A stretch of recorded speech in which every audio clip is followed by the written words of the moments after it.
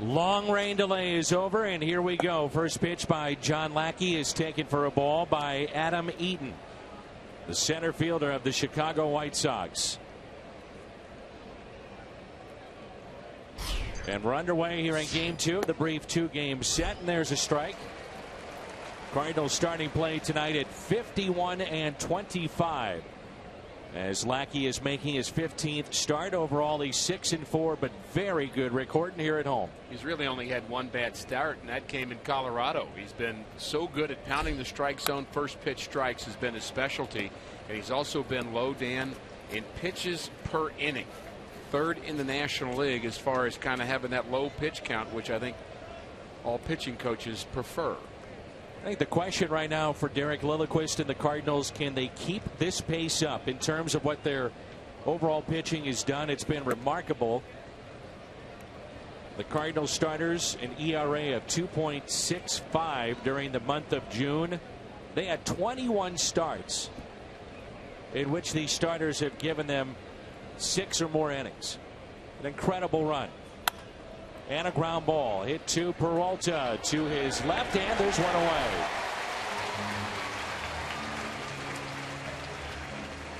White Sox trying to find the right combination with their lineup. Eaton, Abreu, and Cabrera here in the first. Then Garcia, Gillespie, the former Giant, Ramirez, Flowers, who hit the home run in the 11th last night to win it for the White Sox, Sanchez, and Quintana.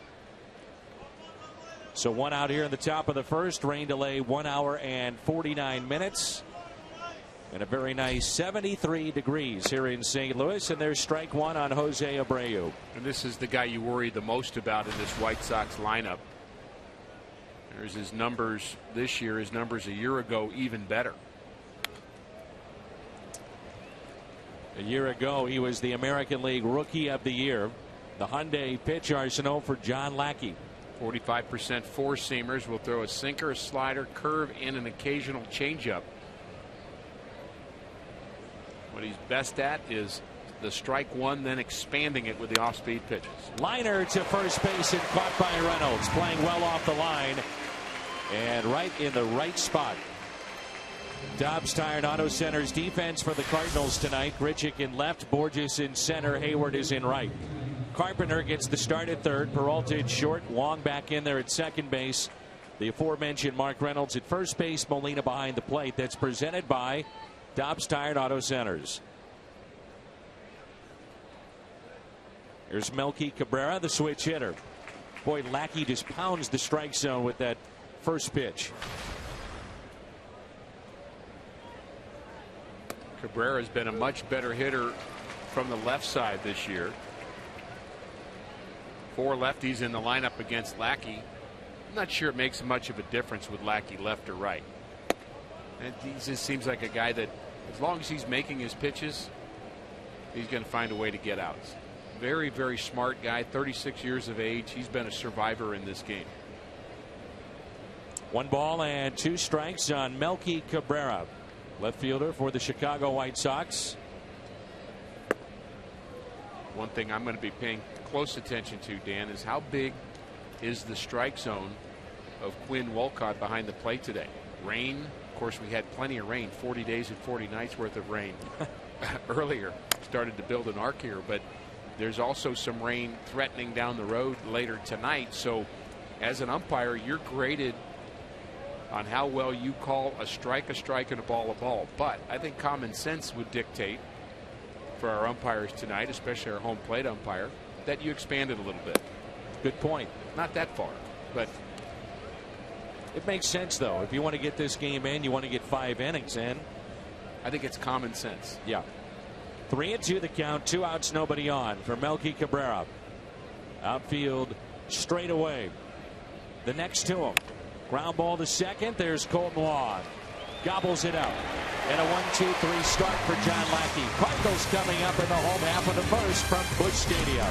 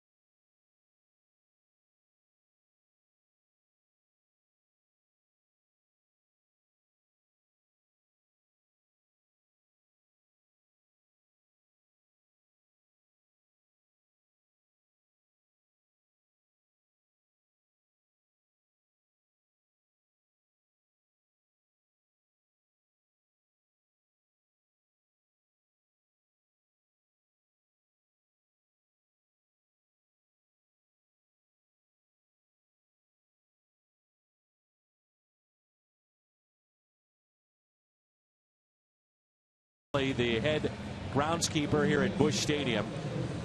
He showed that iPad to Gary Cederstrom, who is the crew chief between innings. They pulled the cover to the tarp, which is on the side near the Cardinals dugout. And as Rick mentioned earlier, we do have rain expected later tonight. Colton Wong will lead things off, followed by Matt Carpenter and Johnny Peralta. Mark Reynolds, Randall Grichuk, big home run last night. Yadier Molina, Jason Hayward coming off a great month of June. Peter Borges and John Lackey. Quintana, the left-hander, makes his 16th start of the season. He's pitched better actually than his record indicates, 3-7. He actually throws everything hard. He's got a fastball, slider, curve, and change, and the changeup, of course, is slower. But he has a hard time putting guys away. His stuff is really good. They think he could be a next-level pitcher. He's 26 years of age, and he's had some very good outings, but he just has trouble putting guys away. You'll see a lot of guys fouling off his best stuff, a lot of pitches over the course of a night. Colton Wong here at home as a leadoff hitter. 6 runs scored in the 15 games, 8 for 15. You love to see that. That's at home only. So here in the bottom of the first. And first innings have been a real issue for the Chicago White Sox. They've been outscored the first innings of their games 62-21 as it starts to pour here at Busch Stadium. And they're going to get the tarp on the field immediately with a count of 1-1 strike on Colton Wong. And a stoppage of play at 9:12 here in St. Louis. I mean, that wasn't even like a light drizzle, you know, a small sample of rain coming down. I mean, it just started to pour. No, that was both faucets wide open, and here we go. And we had so much rain in the month of June here in St. Louis, and I understand we set a record for the month of June with rainfall. Matter of fact, measurements taken at Lambert St. Louis Airport, 13.14 inches for the month. That's 9 inches above the norm. So you talk about the Cardinal pitching staff. Can they continue to be as good as what they've been in the past? I think the rain is kind of off to a good start in the month of July too, trying to keep up with what we saw in June. I mean, it was just night after night. You know, frustrating for our starting pitchers, really both of them, both Lackey and Quintana, to get loose and then deal with the reality that they're going to have to kind of take some more time off. You can't cover the field and then play 5 minutes later. It's going to take a little time here. They've got the radar shown here at the ballpark, and it looks like a bunch of rain on its way here to St. Louis. So it's a Helitech rain delay. We haven't said that too often, have we? Man. Well, and my understanding is when a club is here for the last time in the year, it's up to the umpires, not the home team. And clearly the umpires felt that they should start this game. Maybe they're thinking twice about that.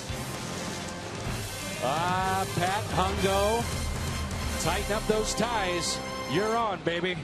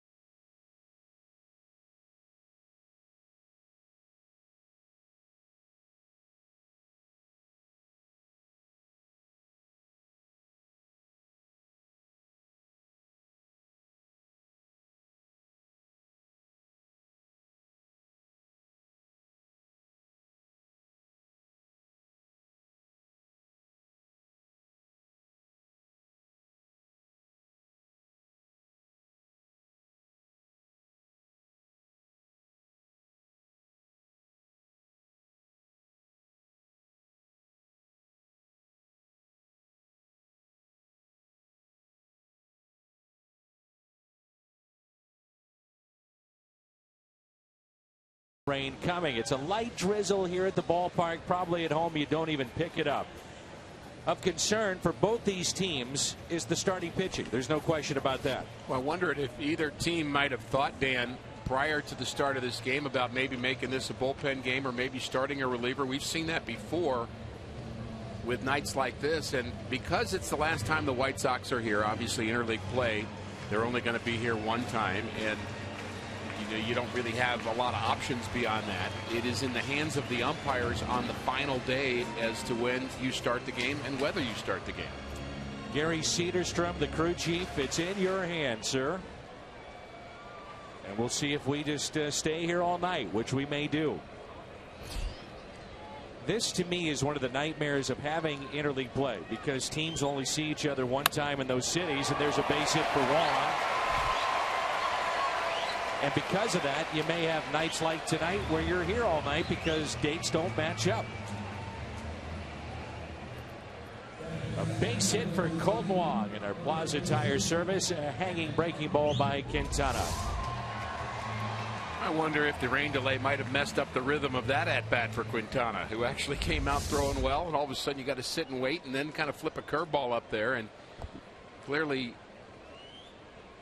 not a fun situation for him. But again, he's got very good stuff. He's not going to be easy to beat, and he is left-handed, Dan. We know the Cardinals have had some issues as a team against left-handed pitching this year. And a ball taken by Matt Carpenter, a .339 hitter in interleague play in his career. Overall at .279. Talking with Matt before the game, very relaxed at the cage during BP. Sometimes when he gets a day or two off, which he's had, he did pinch hit last night, you see him come out refreshed and you see better at bats. A tough June for him at 190. That's his worst month of being a regular since being in the big leagues. No home runs, drove in 10, but the 190 average.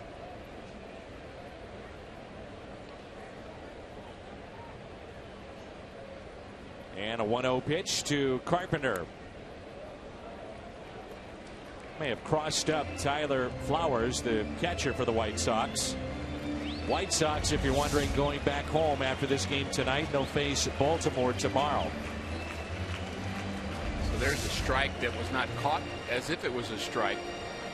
Can't really blame the umpire there because he doesn't get a good look at it. And now they're on the same page, and now the rain's coming down again. Yeah, it certainly is picked up. 2 balls and no strikes. Well, we'll get to it, Dan, but one of my keys to the game is exactly what you said, that having arrested Colton Wong and Matt Carpenter, I think, is a positive thing for this game. The 2-0 pitch. Take it for a strike. And resting Matt Carpenter has become kind of a hot topic, I think, for this Cardinal organization, figuring out the right way to do it. You know, he has some moments where the strikeouts are piling up, but boy, you just love him in the lineup, and you love the way he works, and you don't really want to curb that, but you don't want him to be working so hard that he wears himself out either. So it's a fine line, tough to figure out.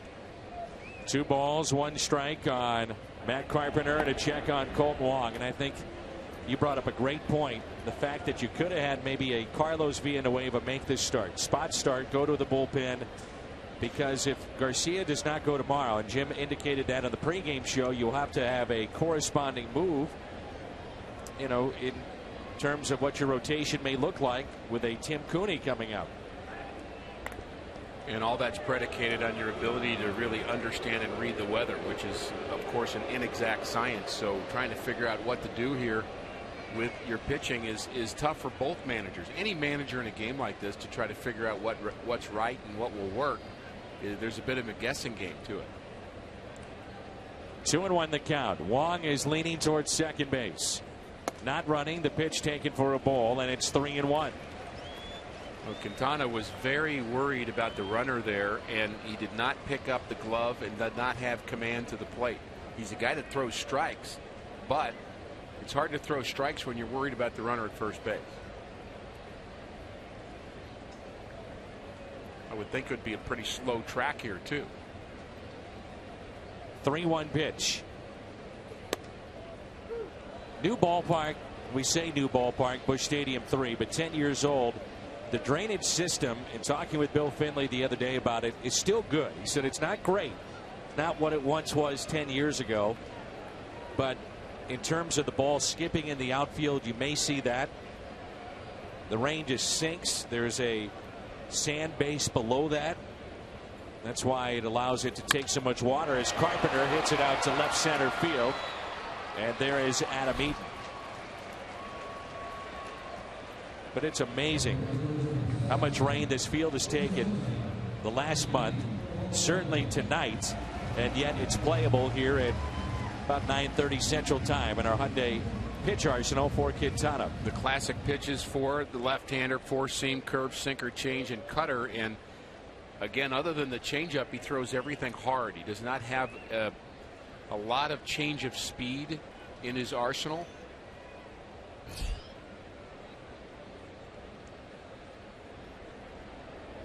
One out, runner at first, and here's Johnny Peralta. You mentioned it, Rick, that Quintana really one of those guys that's a tough luck pitcher. He's had 44 no decisions since 2012, most in Major League Baseball. Right. And they don't score a lot of runs for him. He's got the second fewest run support of any American League pitcher. But yet he keeps his teams in games. Doesn't have the 97 plus that we saw from Chris Sale last night, but he's got a good fastball. He throws hard, and all of the reasons you mentioned, Dan, and kind of went over there are part of the reasons why the White Sox really believe he has breakout potential. Think about somebody like Corey Kluber. A couple of years ago, Corey who? And all of a sudden he's a Cy Young Award winner because everything came together for him, and this could be a guy that could happen to. Pittsburgh has already posted a victory, so they are currently 7.5 games out, depending on what happens here tonight. 9-3, they beat Detroit. Peralta with a base hit down the left field line. Wong digging for third. They're going to wave him in. Relay to the plate. The throw is in time. The slide is there. Wong scoring all the way from first base, and it's 1-0 Cardinals.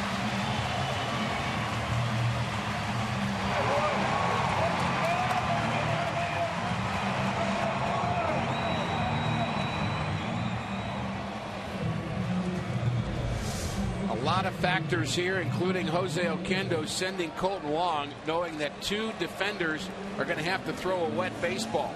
There's the close play at the plate, sliding to the back part of home plate, and a safe call, a perfect slide by Colton Wong. But it's one of the factors you think about. Wong's got to do his part running, but I do think the judgment has to do with the weather. How quickly are they going to get that ball in? The relay was as fast as it could be. But nice to see the Cardinals being aggressive here in the first. How aggressive will the teams be, knowing too that weather is coming in? You may not get the 9 innings in. Score early. Don't want to wait for the 8th if you're not going to have one. Here's a 1-0 pitch now to Mark Reynolds. Thought there was a great article done by Bernie Miklasz of the Post-Dispatch talking about this Cardinals team. They don't hit a ton of home runs, but they have a ton of doubles. And you mentioned it earlier this season. You said, Dan, this may be a team that doesn't have the prototypical power in home runs, but in my mind, doubles are a form of power too. It certainly is, because you're putting yourself into scoring position, just as Peralta did there. You got Matt Carpenter up among the league leaders with his 21 doubles, and yeah, when you hit a home run, you drive yourself in, but when you hit doubles and you hit multiple extra base hits in a game, you typically win that game, and I would call that a power factor. Here's a 2-1 pitch now to Reynolds. 2-2. Cardinals faced Chris Sale last night. He's on pace now for 305 strikeouts. He had 12 last night. That would be the highest total since Schilling and Johnson. Kurt Schilling, Randy Johnson, teammates in Arizona. They had over 330 apiece. That was in 2002. That's a long time ago. Wow. About 600 strikeouts from 2 pitchers, though. Amazing. No wonder that club was good. And you had the chance to visit with Chris Sale prior to the game. Yeah, it was really delightful, and I had a chance to visit with Herb Schneider, my former trainer with the White Sox, who's still there, 37 years of doing that. But he introduced me to Sale. Very, very gracious young man, and talked a little baseball and talked a little White Sox baseball, and just had a great connection with him. And boy, he's easy to root for, and I told him that. I just amazed at what I saw him do here last night. I can't imagine that there's a pitcher in the American League that's better than him in terms of stuff. It was confirmed, by the way, by a lot of Cardinal people I talked to as well, including John Mabry, who said that's a special guy there, with the way he was able to extend the fastball, throwing 95, 96, but then he had more, and all 3 pitches were just pitches he could command. Reynolds a swing and a miss, and he strikes out. And that's strikeout number 500 for Jose Quintana in his career. Dobbs Tire and Auto Center's defense for the White Sox. Cabrera in left, Eaton in center, and Garcia is in right. Garcia, by the way, with 9 outfield assists, second most in the American League. Gillespie, Ramirez, Sanchez, Abreu along the infield. Flowers is behind the plate. Now Randal Grichuk.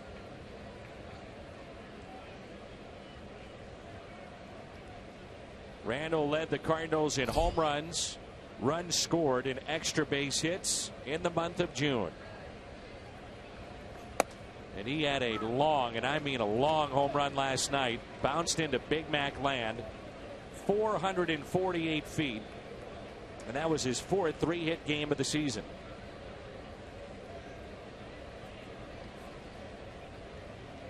A triple away from the cycle in game 1 of the series. 0-1 pitch. And to think that he did it off Chris Sale.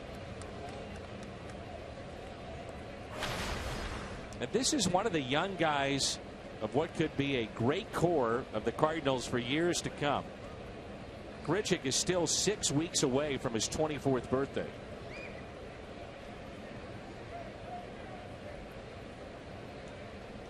One pitch. Stephen Piscotty, of course, is a Cardinal minor leaguer that everybody's high on, and he's kind of going through the developmental process, and he's starting to swing the bat better. And you've got young outfielder Tommy Pham, not as young, but he's been in the minor leagues a long time, a lot of injuries, but he had a good spring. So there's some talent coming. Magneuris Sierra was the Cardinals minor league hitter of the year, and he hit over 330 in low A ball a year ago, and very, very high on him. They believe he is a true 5-tool player. Skinny guy, but he's going to grow into the body.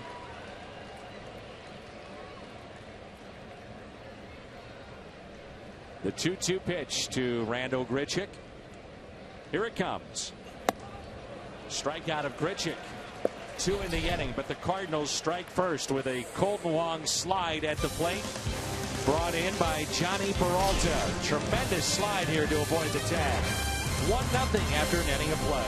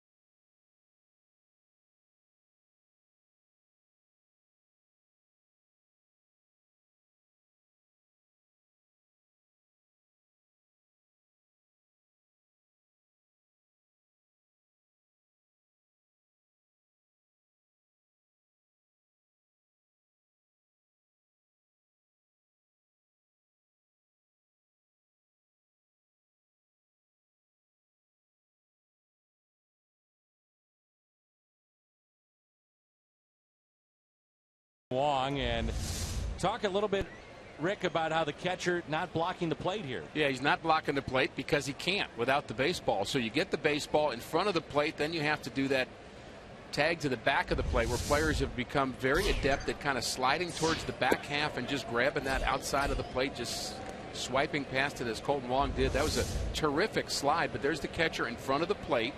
Now you can block the plate if you've got the baseball. Now most catchers aren't doing that, but if you have the baseball, you're allowed to be in front of the plate. But he didn't have time to go from in front of the plate to then block Colton Wong off the plate. And really terrific slide, and maybe a byproduct of the rule change a bit. Here's Garcia, the young right fielder for Chicago. I agree with you. I think we're seeing more and more of those slides that go to the outside portion of the plate, and a runner will reach in with his left hand and tag the plate. And frankly, what I think we're seeing too is more throws are going right to the catcher, who's not in the right position to be able to block the plate and tag somebody. If he is able to stand right in front of that plate and he's giving the target to the middle infielder who's throwing him the baseball, Colton Wong's out. This is hit down the right field line, out of play. I guarantee if we went up to the players right now and asked them the rule of blocking the plate, you'd get 50 different answers. I agree. I've talked to Mike Matheny about it. I've talked to opposing players, the Cardinal players. There is still confusion with this rule. I'll go you one better. You can ask me 50 days in a row, and I'll give you 50 different answers. You don't have to go down there and ask anybody. Well, it seems like the rule is changing on a daily basis depending on the play. Maybe that's the way we have to look at it. Yeah, and there's some interpretation to it. There's some gray area. I think Mike Matheny's actually used those words. It's evolving and all those phrases to try to understand it, and we all understand the intent of it. 3-2 pitch, fouled back. You don't want to see Yadier Molina out of the game. You don't want to see Buster Posey out of the game. You don't want to see a vulnerable catcher getting run over by a 230-pound guy who's been lifting weights 7 days a week at full speed, and just not in the best interest of the game of baseball right now. I get that. 3-2 pitch again, and a walk to Garcia. First base runner of the night for the White Sox. We turn to Rick Horton's Toyota keys to the game. Well, we've already discussed key one, and that is having arrested Colton Wong and Matt Carpenter. But key two is to have command in the strike zone for John Lackey. And when you talk about command of a pitcher, you're often talking about throwing strikes versus throwing balls. But in John Lackey's case, he gets hurt when he's making pitches in the zone that are in the middle of the zone. And as long as he's pitching to corners with movement, and that's what he's very good at, he's effective.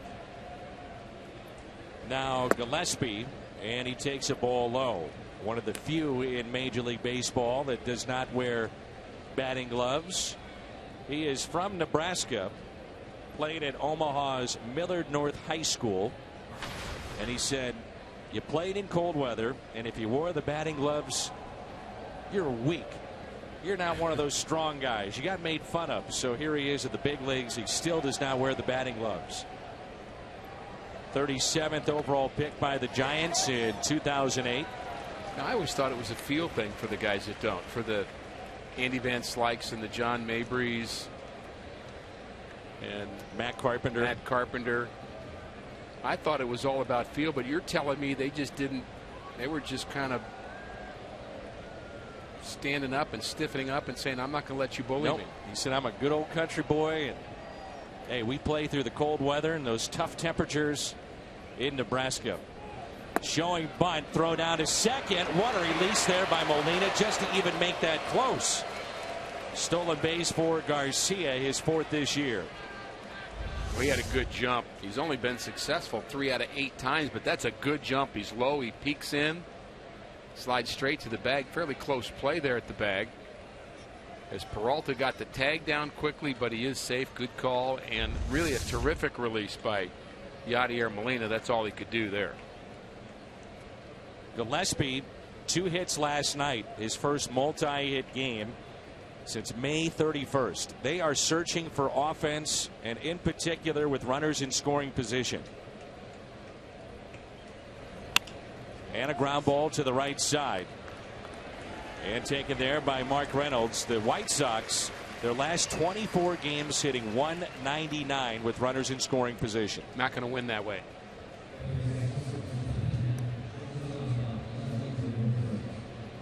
But in this case, you get the runner over, so your teammates appreciate that, or they should at least. And there's a few that are congratulating Gillespie for moving the runner over. People would say, wait a minute, grounded out, what is that? But you play the game of baseball right, you force the other team to move the infield in. You like your chances to score when you do that. And here is Alexi Ramirez with one out and a fastball and a strike. Hitting just 141 in his last 19. Maybe an example of the wide zone right there that we might see with the threatening weather.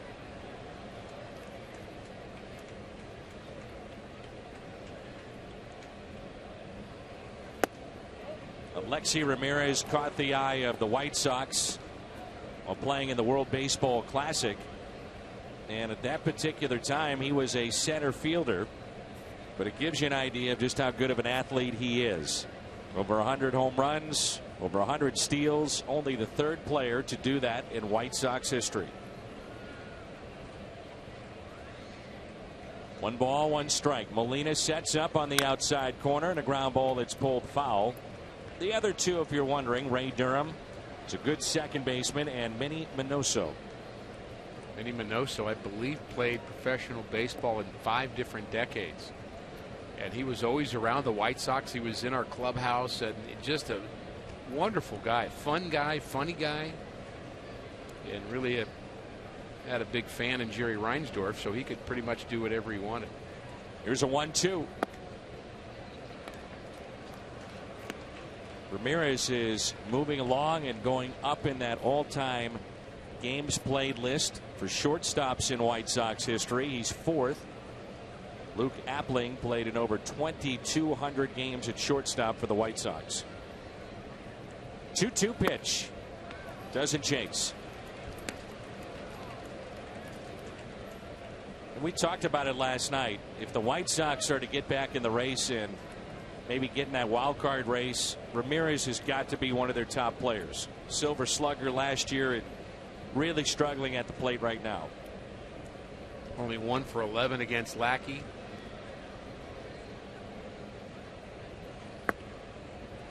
And he stays away from a couple of breaking balls and the second walk issued by John Lackey. 6 is a serious number, and on the run when the Cardinals score 6, any size drink is just 50 cents the next day. Coffee, fountain, or frozen drinks. When they score, you pour at your nearest on the run. You earned it. There's Tyler Flowers. Hit the home run last night to put the White Sox on top and eventually win 2-1 in 11. Infield moves back, and you're thinking about the potential of a double play. We saw Molina set up outside, actually off the plate. First 3 pitches to Ramirez, and I think that was part of the design here. Let's see if we can get him to chase and get him to get himself out, and if not, we've at least set up the double play. Flowers, if you're wondering, is grounded into 4 double plays this year. Runners at the corners. And Lackey has not been happy at all with his strike zone here in the second inning. I think it's been a fair zone, however, and a couple of pitches just off the plate and really exactly where Yachty was setting up.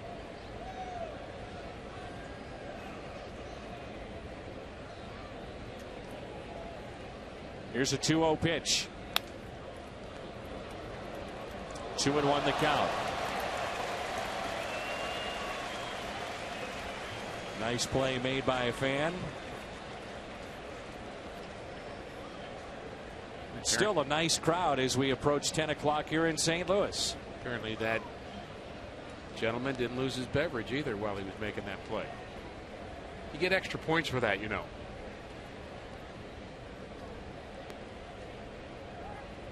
And a check on the runner at first.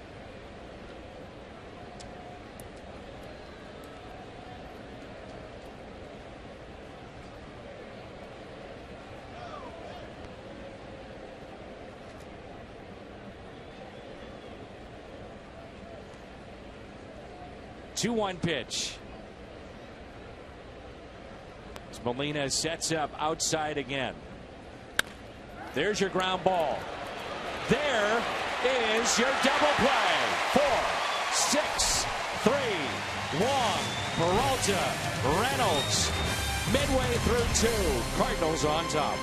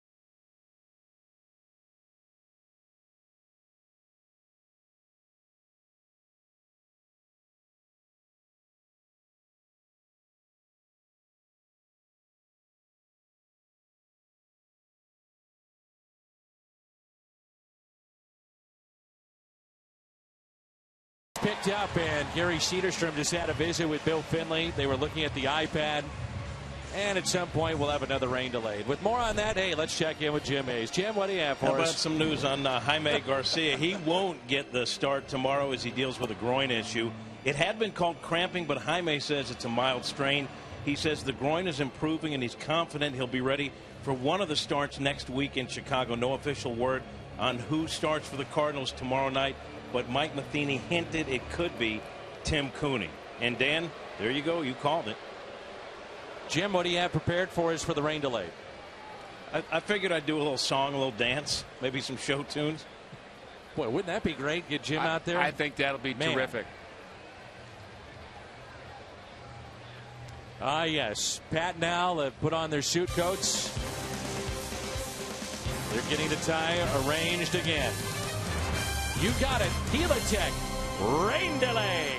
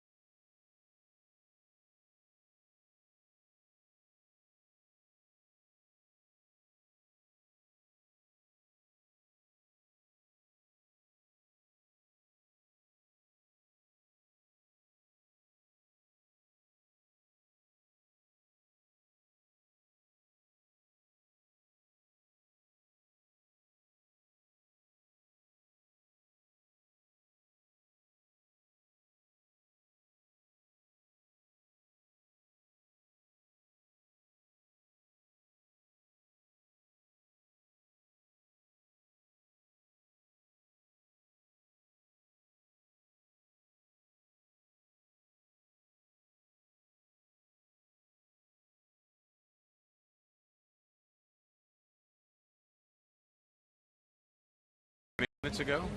Jim did a couple of show tunes for us, right? Yeah, he did. It was terrific. Really was nice. Frustrating, I'm sure, for John Lackey and Quintana. 3 rain delays here tonight.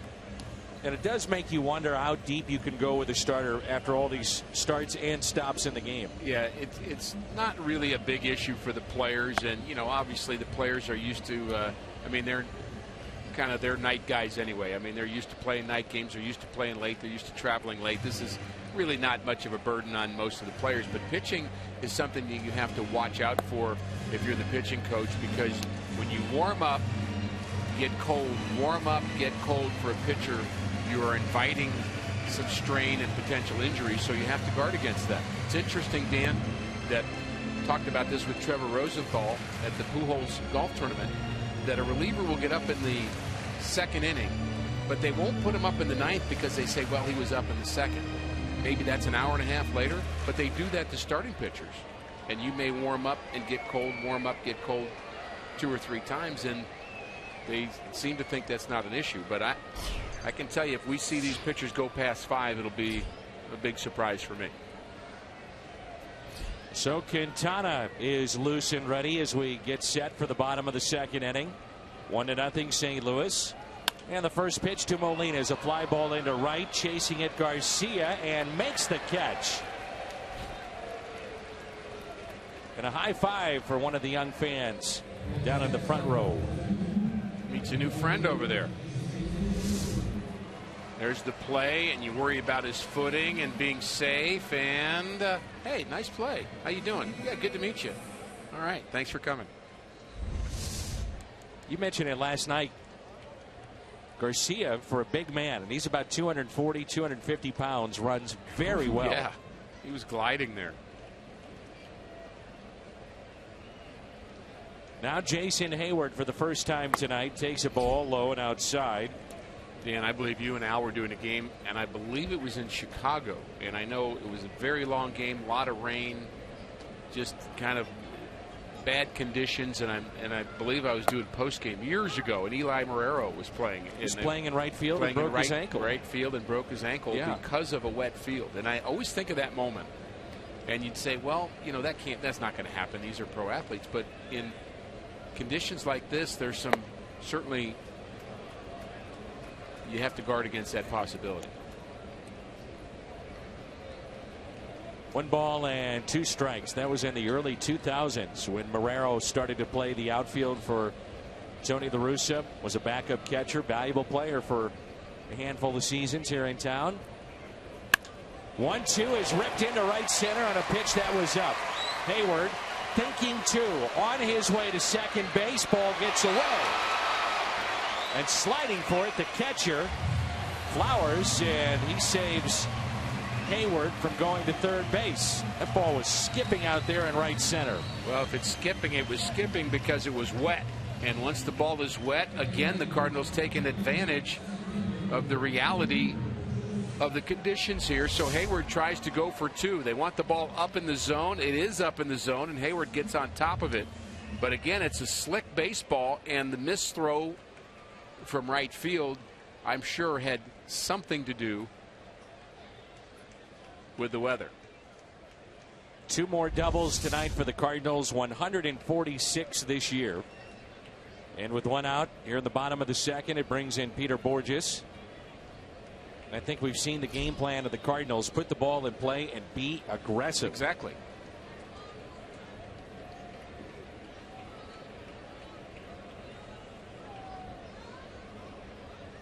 Room to the right side for Borges. Garcia, the right fielder, was looking for his 10th outfield assist.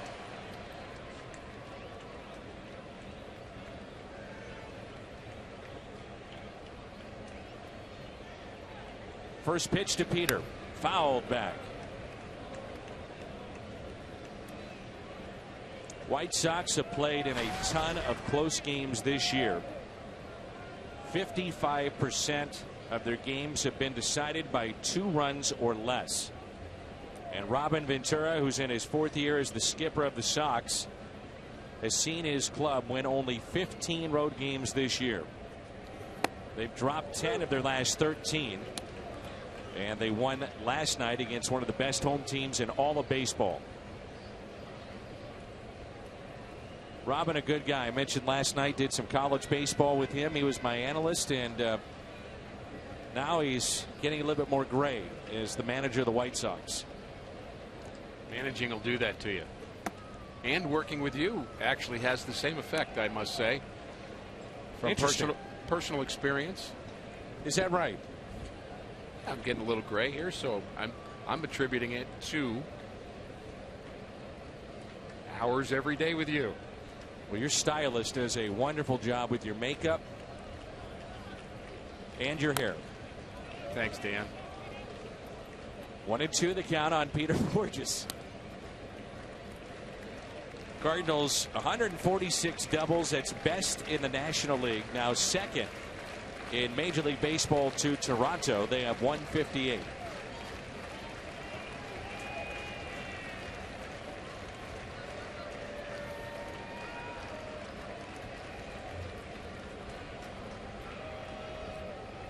Big hole on the right side. Trying to keep Hayward close. We noticed yesterday in game 1 of this series, the outfield likes to play shallow. That's how Ventura likes to do it, to see if he can cut the runoff at the plate. And he was doing it with Sale pitching because he figured they weren't scoring him many runs. They need to kind of cut off any opportunity. And already 3 strikeouts for this left-hander.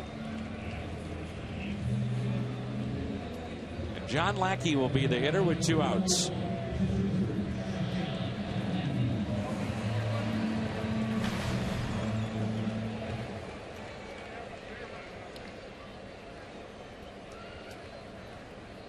One of those moments where John Lackey certainly wants to get a base hit, but if it gets closer to the 5th inning, maybe you don't. And again, more rain is coming our way. By the way, I got a text from our good friend Al Raboski, who says, look what you did to his hair. just to round out that thought. I'll be with Al tomorrow. You'll be with Pat over on the pre and post game set at Ballpark Village. And I'm excited to see the San Diego Padres. They've got 4 very good pitchers in the series, and not going to be easy.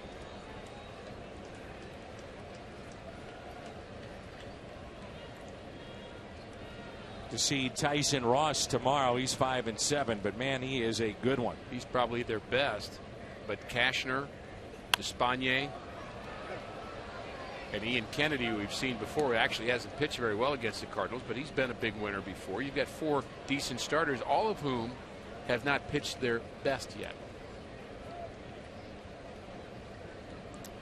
Ross is 5-7, Cashner 3-9, Despagne 3-6, Ian Kennedy is 4-7.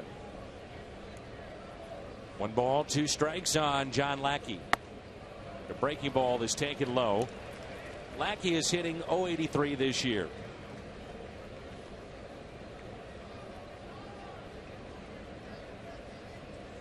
There's a representative from Just for Men watching tonight. I have a couple of potential clients.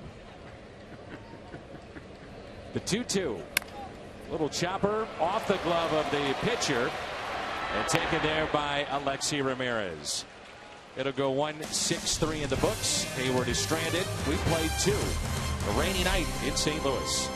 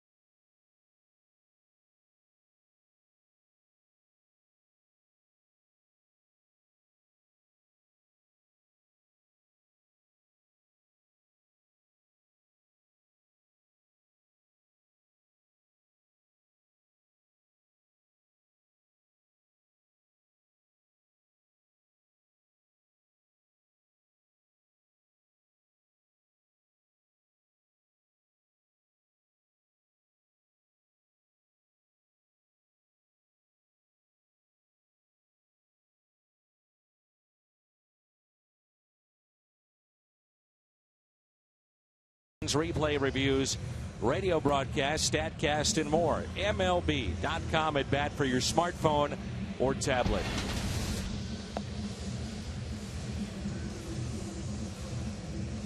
Top of the third, and John Lackey finishing up his warm-up tosses. And what a month the Cardinals just finished up in terms of their pitching. One of the best historically all time in Cardinals history. Our BJC Healthcare difference maker. 2.46 earned run average for the month of June. You go back to April of 1943. That's been the best. But the Cardinals finished plus 10 in the month of June. Actually, they've had 3 good months. Plus 9 in April, plus 7 in May, plus 10 in June.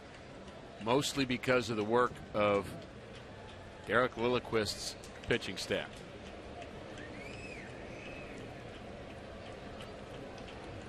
Carlos Sanchez, Jose Quintana, and Adam Eaton for the Chicago White Sox. 1-0 here in the top of the third, and there's strike one. I know why it's raining today. Boy, this explains it. You're right. I figured it out. I mean, unbelievable. I can't believe we've not mentioned this yet. The birthday boy, Michael Wacha. You know when it rains in St. Louis or on the road, but wherever the Cardinals may be and Michael Wacha is going to pitch, it's probably going to rain. When he's going to pitch or when it's his birthday. Apparently. 24 years of age. Happy birthday, Michael.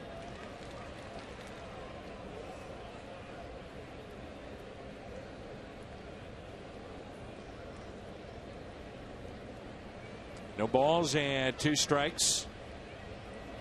Sanchez, a switch hitter, hitting just 165. And he lines it for a base hit into left field.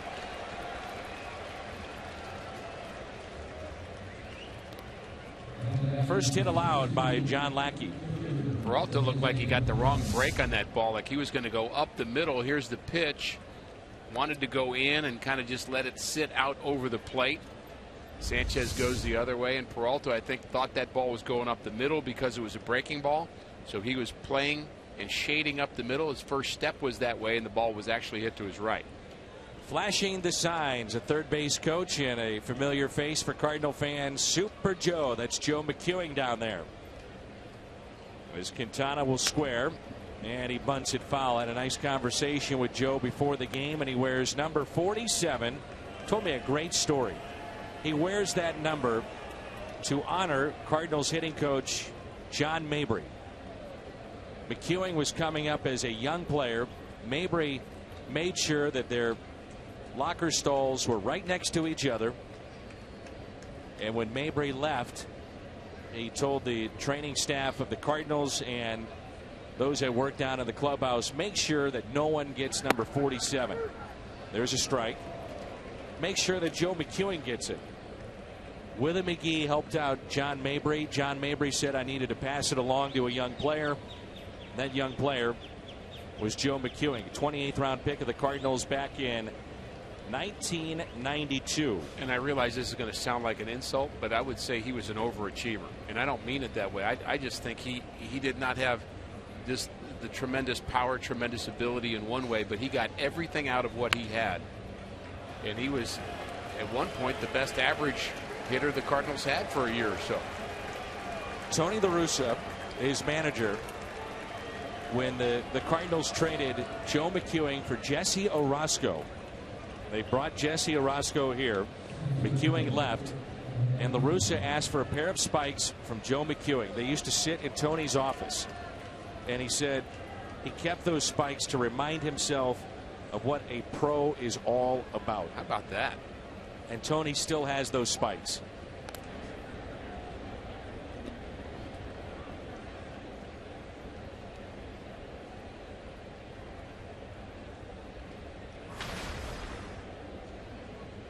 He had Big Mac and Little Mac. That's right. I remember that. Here's Adam Eaton. So you think a player's heart and chemistry on a team doesn't matter? I always think that that's funny when people say that it doesn't matter. You know, what kind of effect a guy can have in a clubhouse beyond what the numbers he puts on the field. Well, you know, there's a case where somebody left an impression on his manager And you talk about that as motivation and teammates, and the fact that he honored John Mabry is a great compliment to Mabry as well. Joe was out early for BP when the Cardinals were taking it to visit with Billy Miller and John Mabry. He was trying to get the signs. Who you kidding? Didn't work. Fox Sports Midwest and the Cardinals bring you Mizzou night at the ballpark on July 17th. The Cardinals battle the Mets. Buy your Mizzou themed tickets. Cardinals.com/theme.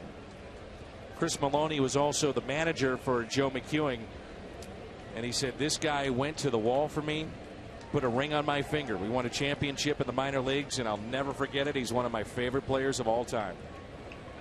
That's high praise from guys that are in the big leagues. You get the respect of your peers, it means everything, doesn't it? Absolutely.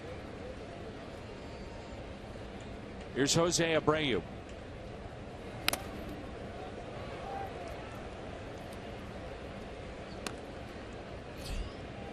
Abreu lined out to first, his first time up. Arguably their top hitter in this lineup.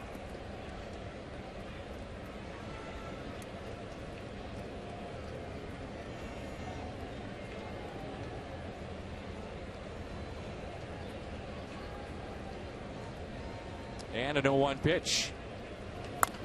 Pulled foul. You wonder, and of course Robin Ventura knows his players better than we do, Dan, but you just wonder with Abreu, had a couple of hits last night, 0 for 1 tonight, really far and away their best hitter right now. And he's in that 2 spot in the order. And you just wonder whether his productivity is maximized in that position. You're getting more at-bats out of him by hitting him second. But if he's hitting third, does he have more RBI potential? He had not hit second in his career, albeit brief in the major league level, until last Sunday against Detroit. And Robin Ventura specifically putting him in that spot in the lineup because of what you're talking about, trying to get him more at-bats. More at-bats, exactly. And I totally understand that. And you're balancing that against maybe having a guy on base in front of him. So if you're hitting second, your leadoff hitter better have a good day. Adam Eaton, 4 strikeouts yesterday, 0 for 5, 0 for 2 today. So now you've got your best hitter following a guy who's 0 for 7 in this series. And couple that with the pitcher batting ninth for the White Sox, no DH in a National League park, makes it even tougher to get those opportunities. I think it could make more sense in the American League to do it because your pitcher's not going to hit, but agreed. National League, a different story.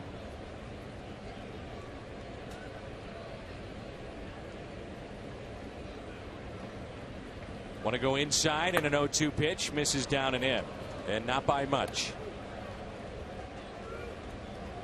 Surprised, Dan, we've had a fair number of fans hang on for this game through 3 rain delays. Somewhere Al Raboski is smiling, seeing that.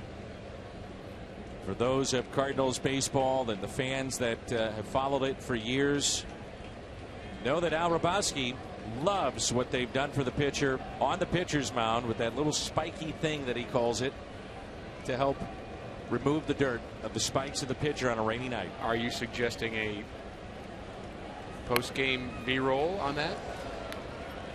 Well, I'd like to see the guys break that down for a good 5 or 10 minutes when this game is over. How it's made, where it's made, what its usage is, how it's helped pitchers. You want the full story. Everything.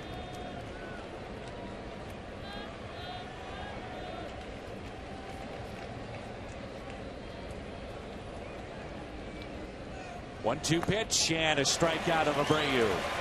2 strikeouts in the inning for John Lackey. We're midway through 3. And the Cardinals have a 1-run lead. A late rainy night here at Busch Stadium.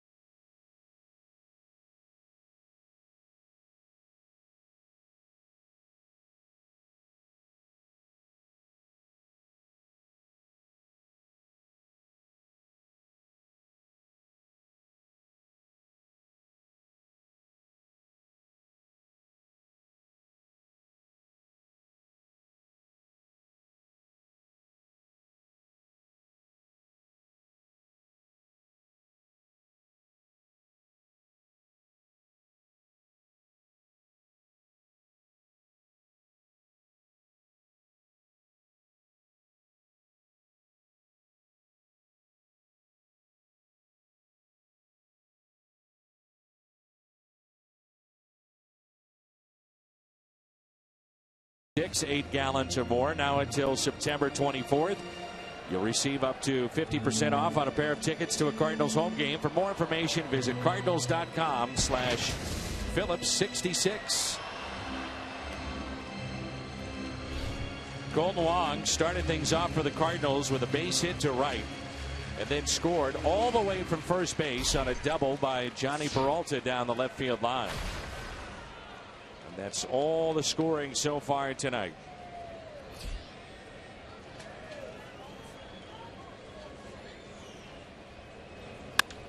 That's driven out to center field. Eaton back, plenty of room, one down. Remember, Wong singled on a hanging breaking ball, and he got another hanger there. Danny, we had a chance to watch a near no-hitter here on the Busch Stadium scoreboard earlier in the game today. In fact, it was during one of the rain delays. They were showing Carlos Carrasco. The Indians beat the Rays 8-1, but he had a no-hitter till 2 outs in the bottom of the ninth. Kind of fun for the fans that were here to be able to kind of clue into that game and watch it. Cardinals actually beat Carrasco on May 12th. It's a pretty good pitching that Cleveland could throw out there. And in the 3 games against Tampa Bay, they had no hitters in all 3 games through 5. And 1 out away tonight from making history. Here's an 0-1 pitch to Carpenter, now 0-2. Big Cardinal fan Mary Barilla, a little bit under the weather. Hope to see her down here at the ballpark soon and get better and get down here to Busch Stadium. That's Mary Barilla.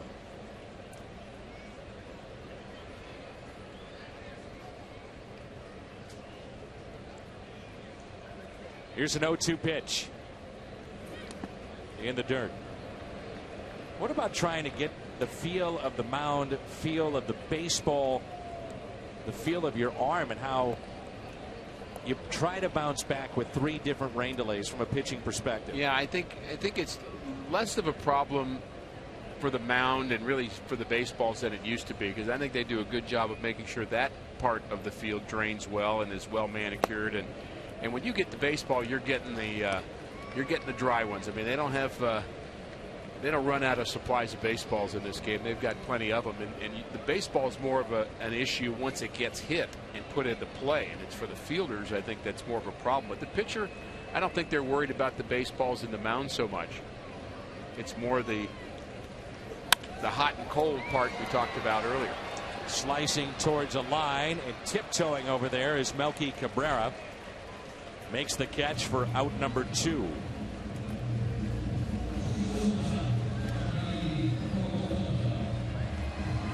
Here's Johnny Peralta. Remember the name of Buck Weaver? I do.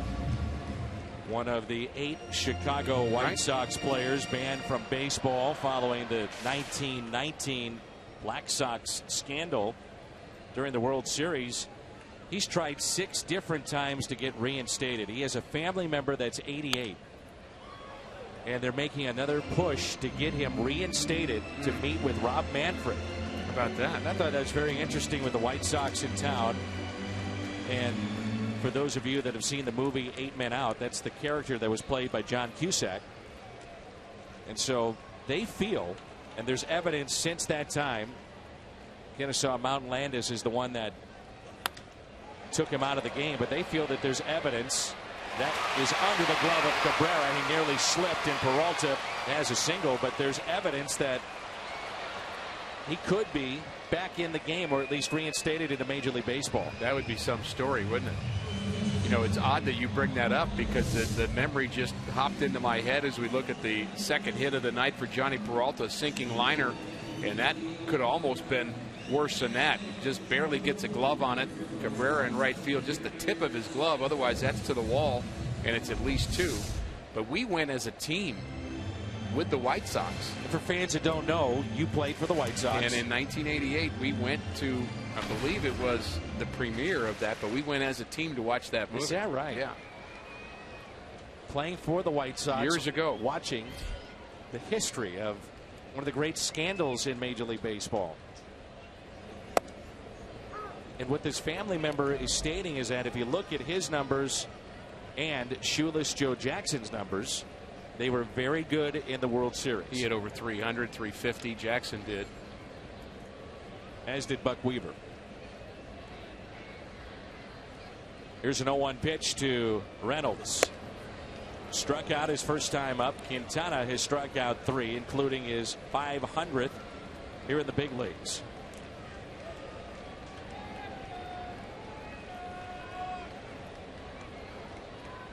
But I just find the story fascinating.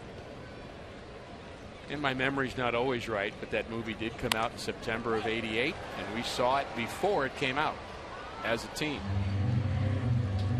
And I think there was probably a message in there to the team that don't let this happen again. But it was part of the White Sox history.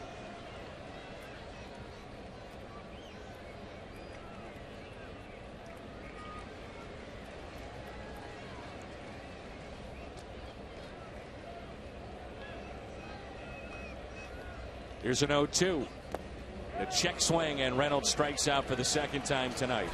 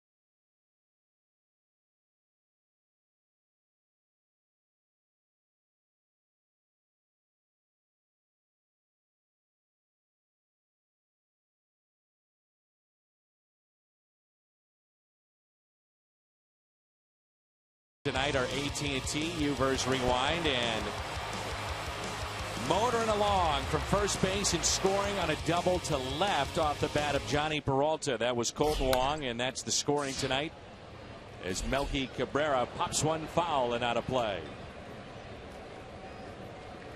Cabrera has picked it up. 329 over his last 20 games. But he's hit only 2 homers this year. And the White Sox are on pace for 119 home runs for the season. That would be the fewest for their club since 1992.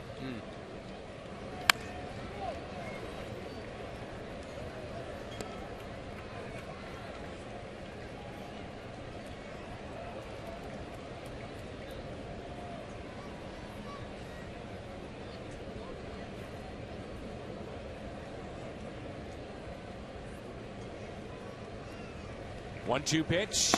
Tell you, their manager sure could hit. Robin Ventura, and you mentioned you did games with him along the way. Really a terrific player, but one of their hitting coaches who does not go on road games. So he's really kind of their 1A hitting coach is Harold Baines. He's one of the best pure hitters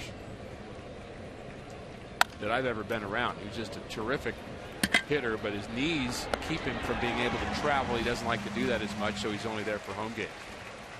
By the way, Buck Weaver, 1919 World Series, hit 324. Shoeless Joe Jackson, 375 with 6 ribbies.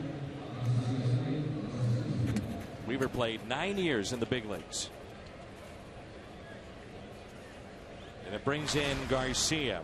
He was signed at the age of 16 by the Detroit Tigers, and at one point was the #2 prospect in their system.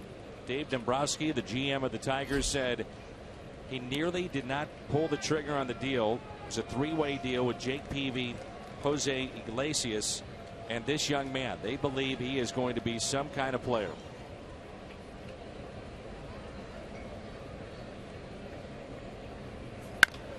Up the middle. Wong won't get it. And a base hit into center field.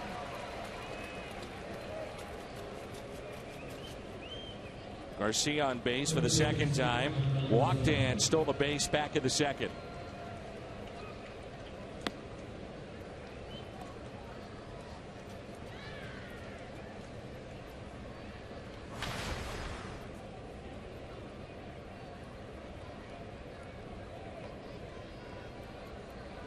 Here's Connor Gillespie.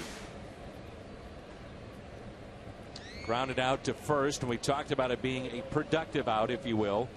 Advancing Garcia at the time in the second inning to third base. Didn't get the payoff, though.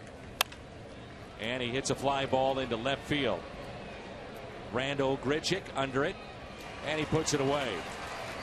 And speaking of baseball movies, one of the best, in my opinion, Field of Dreams. And my partner tonight, Rick Horton, is in Field of Dreams. Key moment in the movie, approximately 19 minutes and 57 seconds in. Not that you're counting. Nope.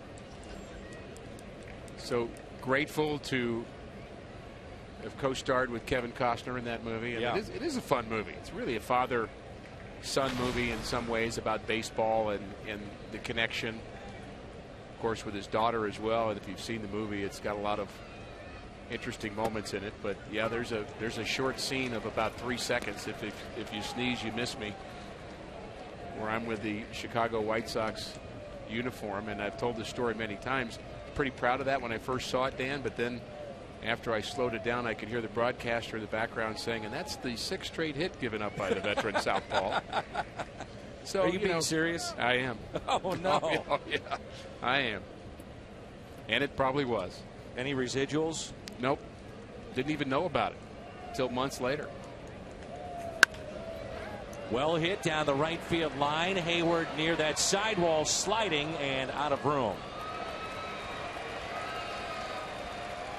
By the way, 2 days ago, Moonlight Graham played in his only major league game 110 years ago. 2 days ago. Is that right? Moonlight Graham is a prominent figure in the movie. So happy to see Jason Hayward get up and be okay. I noticed Mike Matheny pop out of the dugout, and when you've got players that are vulnerable with the situation that they're dealing with today, you just want to make sure, yeah, you want them to catch the ball, but you don't want them to get hurt. That's the biggest concern on both sides is get through the game, play hard, right, but make sure no one walks away injured. Peralta flips to second. There's Colton Wong. White Sox strand their third runner. Hayward seems to be all right. We move to the bottom of the fourth.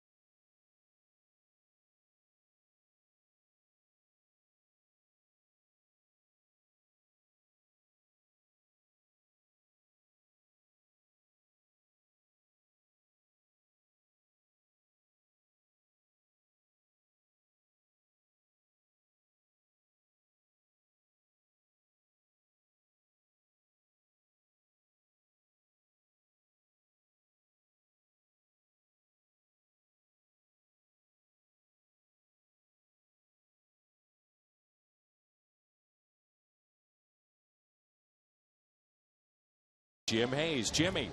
Dan, Randall Grichuk hit a 448-foot bomb in the bottom of the fourth last night that made it all the way out to Big Mac Land. Everyone knew it was gone almost immediately except Randall. He told me it was a changeup. He thought he might have gotten out in front of it. He didn't know it was out until Chris Maloney was holding up his hand to high five. Randall told me happy with the distance, but also disappointed. Grichuk told me he thought when you hit one to Big Mac Land, you get a gift certificate to McDonald's. You don't, obviously. Dan Grichuk is Wait a minute. He's more of a chicken McNugget guy than a Big Mac guy, but he loves him some McDonald's. That's awesome. First pitch is popped up. Good stuff, Jimmy. And Sanchez going out, puts it away.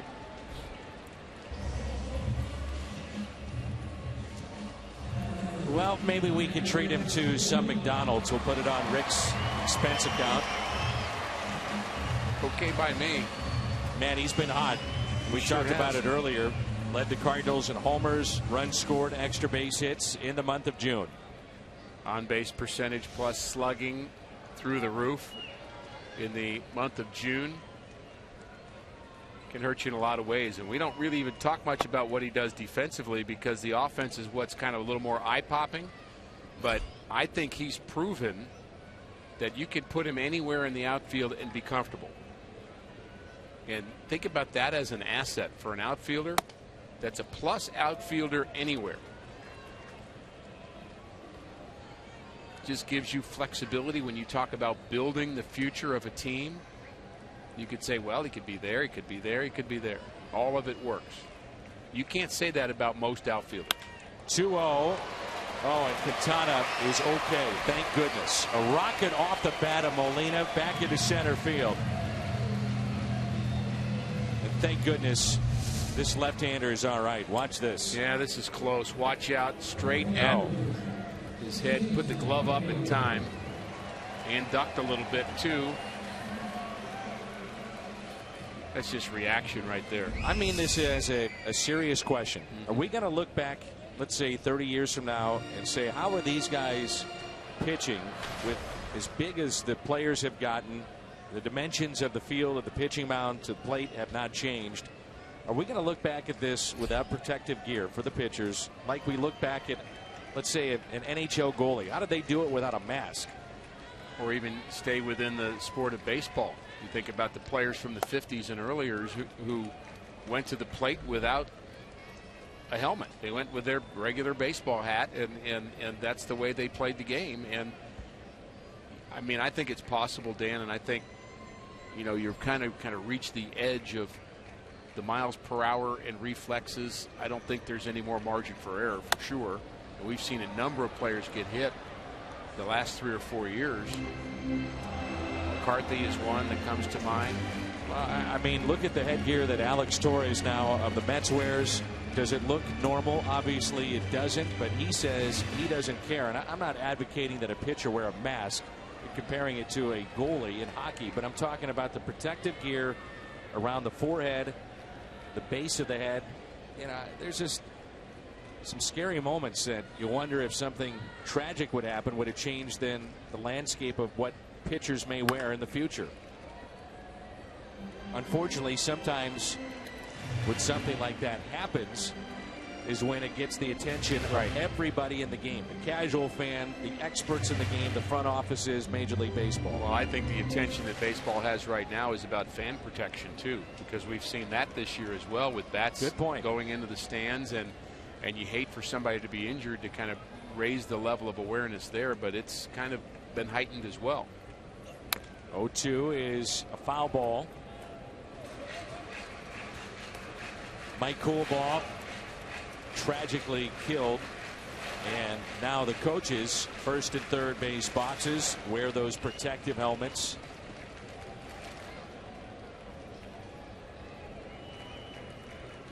One out, runner at first, no balls, 2 strikes. They tried to go up the ladder last time with Jason Hayward, and he hit a rope into right center for a double, then was left stranded back in the second inning.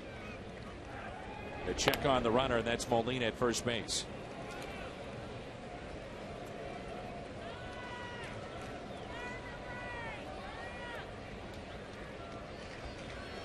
was in Boston this year where the lady got hit by the bat and was in serious condition. And there's talk about extending the netting at many ballparks. I know fans don't like it, as that ball is up and in on Hayward, and he knows, unfortunately, he knows what that feels like.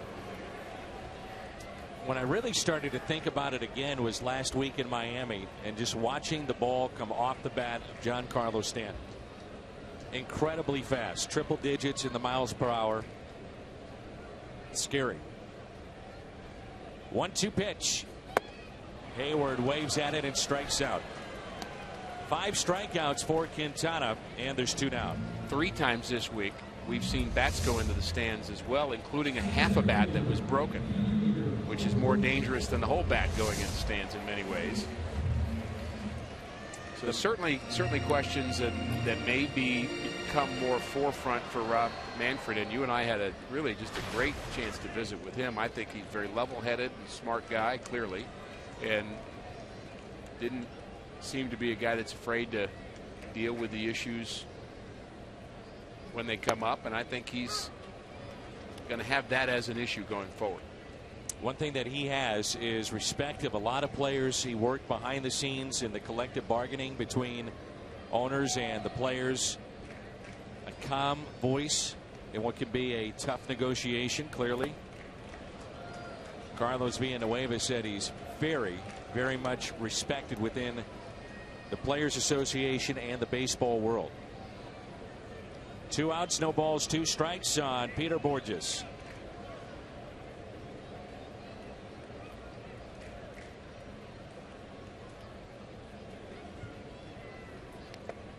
In the dirt, Molina on his way to second base. Smart base running right there, and that's the Cardinals kind of mode when it comes to the balls in the dirt. Just go. You're not sure where it's going to bounce, but go. You got a better chance of getting there than not. So Molina is off right now, and the ball hits off the chest protector, then off Borges. Terrific jump. Puts himself in scoring position. 1 ball, 2 strikes on Borges. Struck out back in the second inning. Wild pitch charge to Quintana. Cardinals trying to add to their 1-run lead. This will be pitch number 65 for this left-hander. Fans may not know what the batter's responsibility is once you get a ball in the dirt. Does Peter Borges have to give the catcher a lane to get to this baseball? No, he owns that spot right there. He can stay right there if he wants to, and the catcher's got to go around him. There's no issue with Borges doing anything wrong. He owns that spot.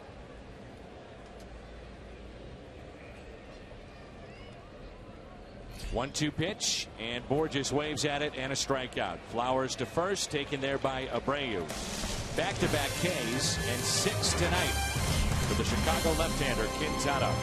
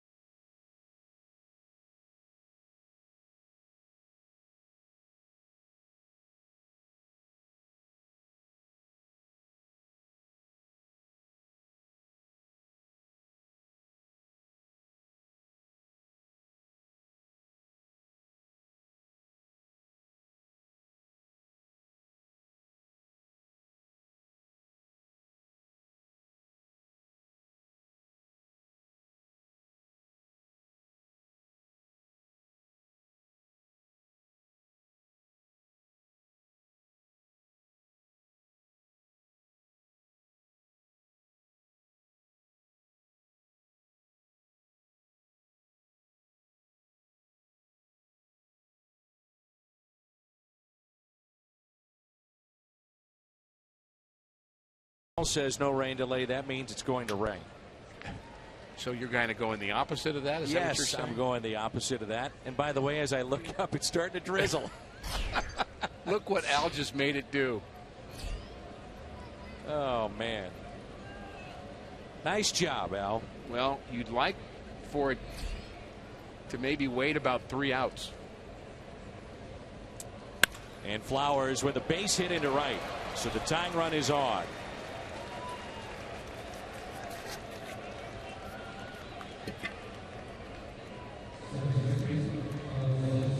All-Star game coming up on Fox. Will we see Matt Carpenter there? Could be one of many Cardinals, and you'll see that July 14th. All-Star game on Fox. Here's Carlos Sanchez.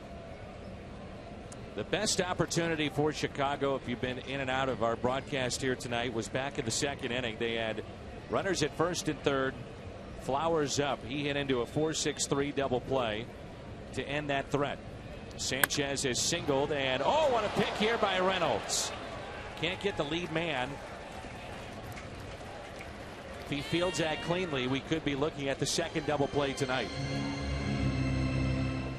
Almost wondered if there was a bit of indecision as to whether to throw the ball to second first or step on the bag. Once he gets to that point, I think he was thinking about throwing first, but he probably could have reached back and tagged the bag. That would have made it, of course, a tag play at second base, but Reynolds certainly aggressively thinking to. He's been really good at first base in my mind. He's been,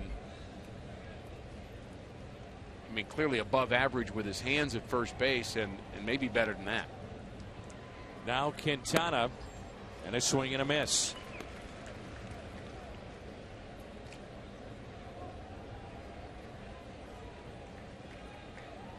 On deck, the leadoff man, Adam Eaton. So again, another chance for the White Sox with a runner in scoring position.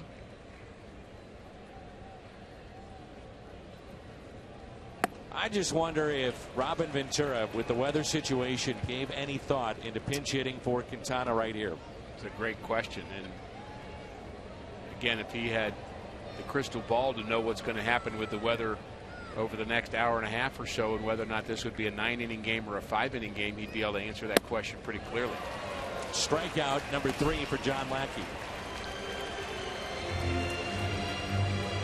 Since he was acquired from Boston, John Lackey has been sensational here at Busch Stadium. 2.08 ERA. The Cardinals in 13 starts at home as a Cardinal. 12-1. Cardinals are 12-1. That doesn't mean Lackey's 12-1. It means the Cardinals win when he starts at home. And now Adam Eaton, 0 for 2 tonight. He's popped out to short, also grounded to short. Abreu waits on deck. Eaton at 246 with 5 home runs. He's driven in 14. Carpenter in a few steps over at third. Outfield is shallow. 0-1 pitch.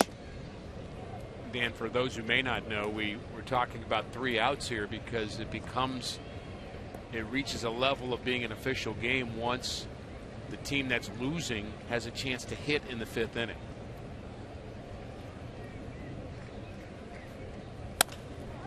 Center field, and that ball gets down. No throw by Peter Borges, and this game is tied. It's 1-1. 2-out RBI base hit. Adam Eaton drives in his 15th. That's Flowers after a leadoff single, and it's a 1-1 game. Well, Eaton certainly has struggled in this short series here, and that's a pretty good pitch from Lackey. And he goes down and gets it. Doesn't hit it well, but by kind of blooping it into right center, that gives Flowers enough time to score. No chance for Borges to throw him out. And it brings in Abreu. A monster season as a rookie a year ago. Molina setting up way outside, and it's fouled back. He defected from Cuba. It took 12 hours. He was with 6 family members. He said huddled in prayer all the way from Cuba as they arrived and reached Haiti, then established residency in the Dominican Republic. And at that point, he had a basically just an open viewing for anybody to take a look at his baseball skills. A check by Lackey on Eaton, who has stolen 5 this year. Kenny Williams, who was the GM at the time of the Chicago White Sox, went to the workout and said it was the only time I wanted to stand up and cheer after batting practice. He said it was the most amazing BP he had ever seen. And that BP led the White Sox to signing Abreu for 6 years and $68 million.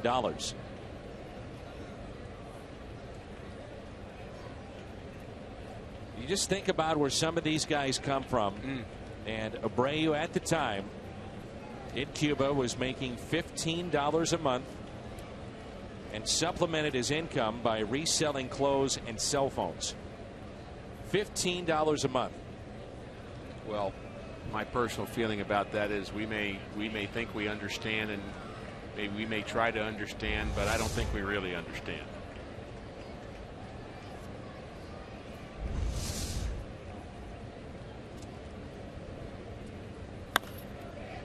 Popped up.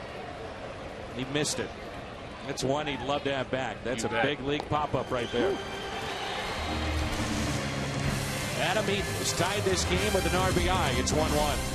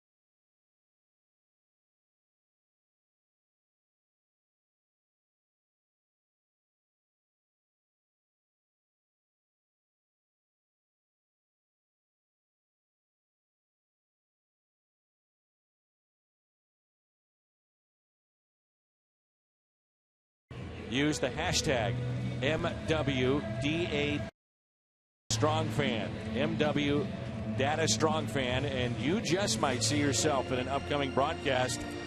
That's brought to you by T-Mobile. There's John Lackey as we start play here in the bottom of 5.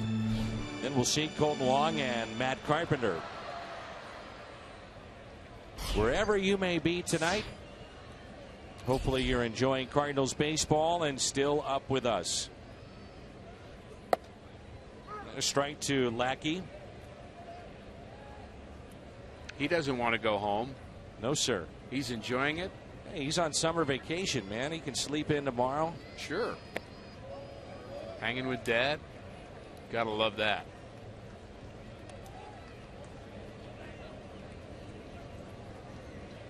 Eyeing the popcorn.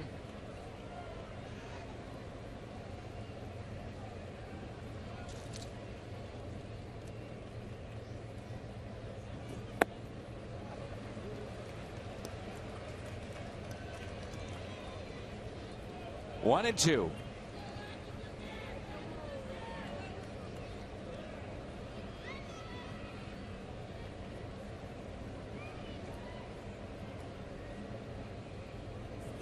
It's funny, Dan. You strikeout of Lackey, and that is number 7 and 3 in a row. You watch that experience of that father and the son, and you know, I'd say everybody in uniform today will have a story about their mom or dad or both taking them to a game when they were younger, and they will remember it vividly. And they'll talk about, oh yeah, my dad used to take. Randall Grichuk told me that his dad took him to the Astrodome and also took him to watch University of Houston play all the time because he wanted him to see the college experience and the fun of the college game. And you know, players, everybody will remember those moments of kind of seeing the game of baseball with 50,000 people in one place and kind of just the magic of it, the electricity of it.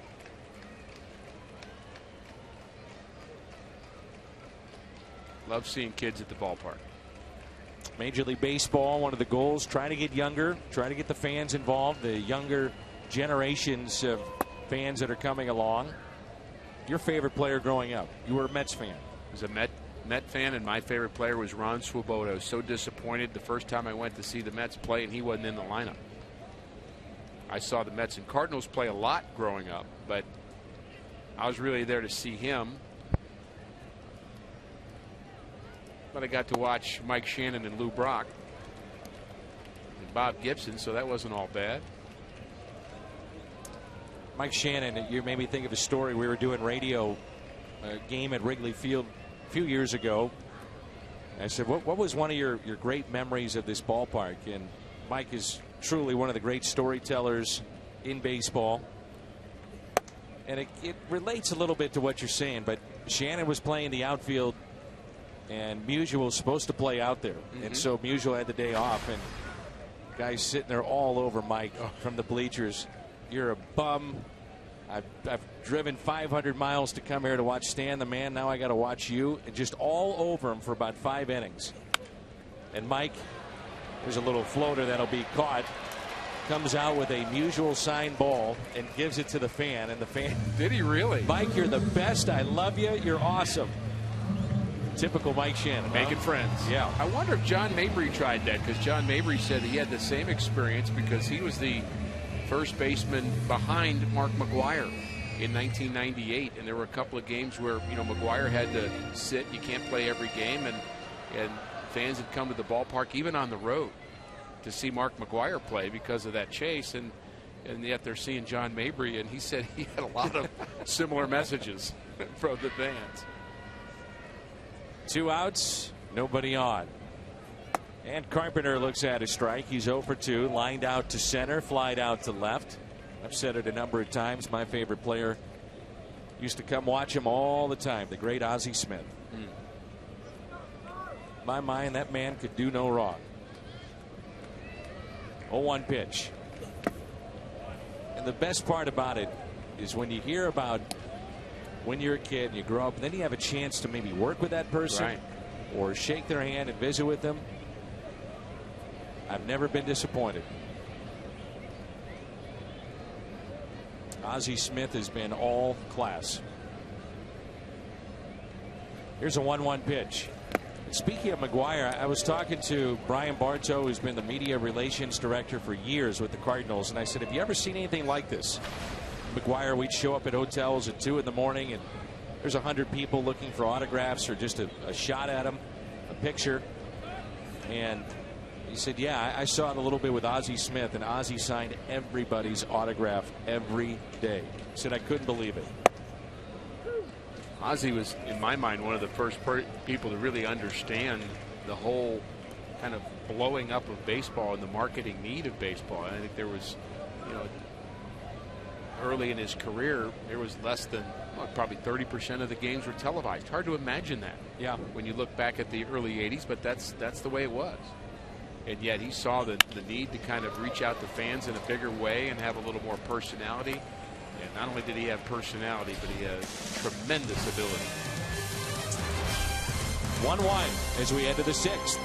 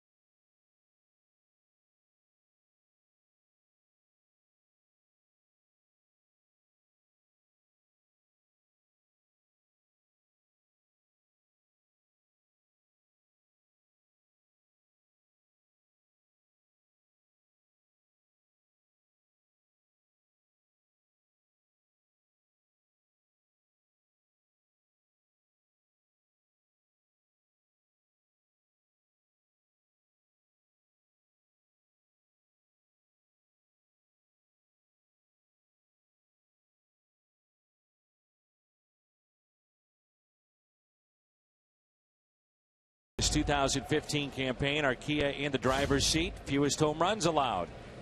Pittsburgh with 49. They won tonight. They beat Detroit. St. Louis right behind them with just 50 allowed. Then Washington and Miami. You don't walk many. You keep the ball in the ballpark. It's a pretty good combination. The Cardinals, for the most part, have done that. Yeah, one of the things you look at when you look at that particular stat each year is what ballpark are they playing in. I think that's also a piece of it. You're talking about pretty fair ballparks there, and certainly Miami is a very deep ballpark. Can't hold Stanton, but it holds a lot of other people. But St. Louis here, I would say, very fair. Slightly towards the pitcher's advantage, I would say. 1 ball, 2 strikes. John Lackey talking the other night to us about the mound here at Busch Stadium, and not all mounds are created equal. That's well hit into deep right field. Hayward is back, and it's gone. Melky Cabrera, 3rd home run.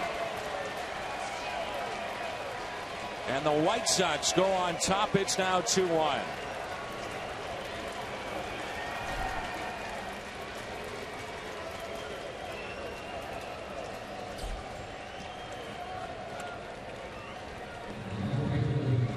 Again, it looked like a pitch to me, Dan, that was down, that Cabrera went down to get. He had hit Lackey well in his career, over 300 against Lackey. Here's the pitch location. It's a breaking ball down below the knee. He was able to square it up. Garcia at the plate. No balls, 1 strike. Cabrera just his 3rd home run this year. 1 for 3 tonight. RBI number 27. But talking to John Lackey about the mound, he loves the mound here at this ballpark. Some seem to be a little bit higher. The dirt could be a little different at other ballparks. And as he told us, he feels that this is a pitcher's park. As we go back to the home run. Again, you can see the location in terms of height. He gets it out in front of the plate, but it's knee high or lower, and really just kind of golfs it into the bullpen. Well, mounds, Dan, you know, they have made a concerted effort to be more diligent throughout baseball to make sure the mounds are the same. But there's a really, you know, you're talking about a pitcher that can tell whether a ball is, the seams are a little too high, or, I mean, you're talking about very good perception of little differences about mounds. So they're not 100% the same, but I thought San Diego was always high. I thought Chicago was always low. But they've worked to make them more uniform. What's on tap brought to you by Budweiser. And again, we'll see Ross tomorrow.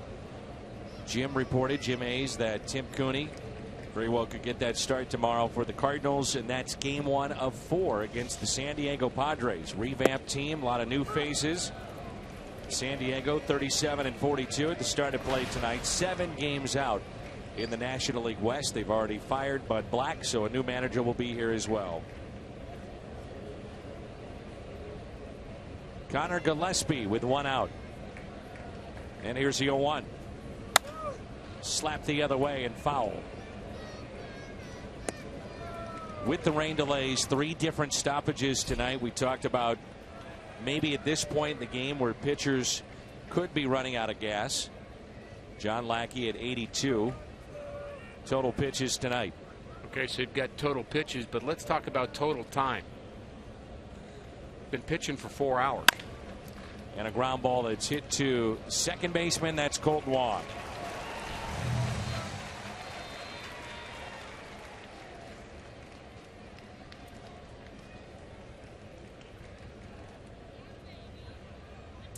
Alexi Ramirez with 2 outs.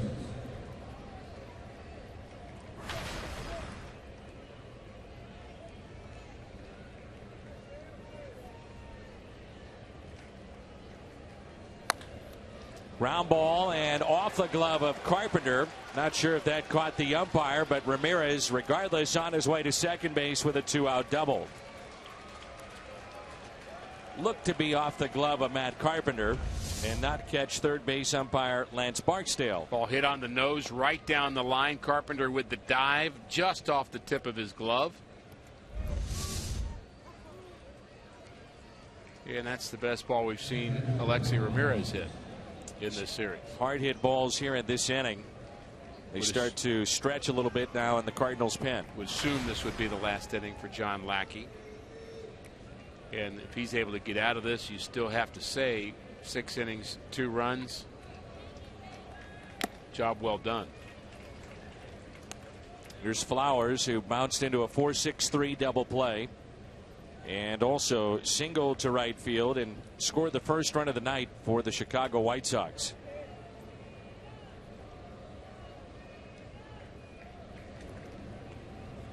Outfield is straight away. And an 0-1 pitch from John Lackey.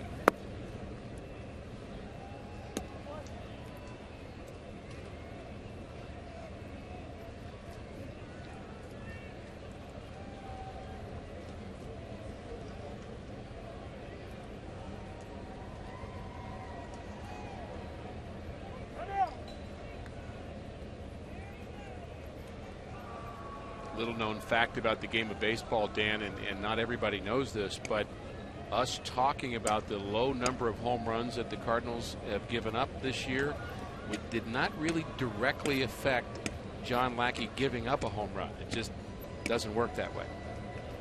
You want to say that again? I'll let you say it.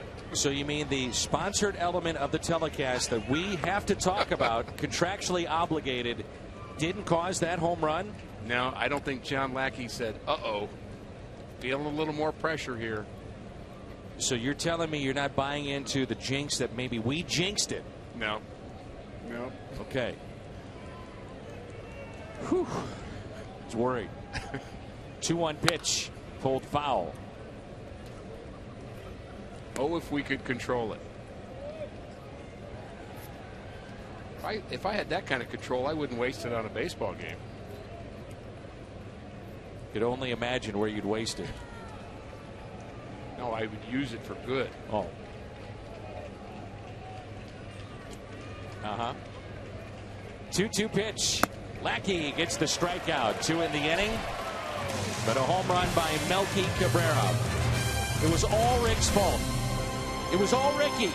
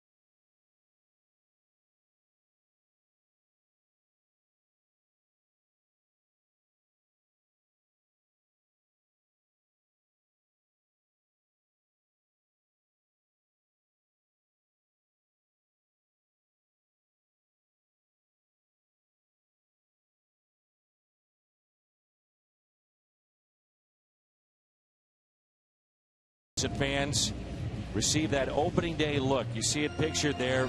Really cool shot of that opening day lineup. Courtesy of Coca-Cola.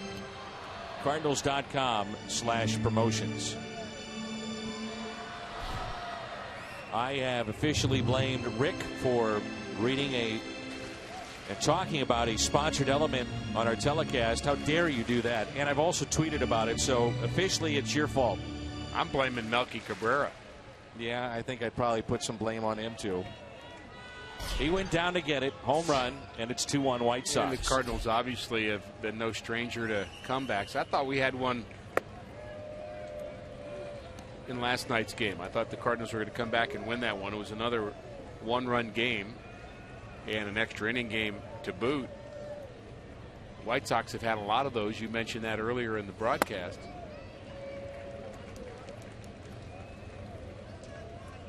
A 2-1 White Sox lead, home half of the 6th, and here's Johnny Peralta.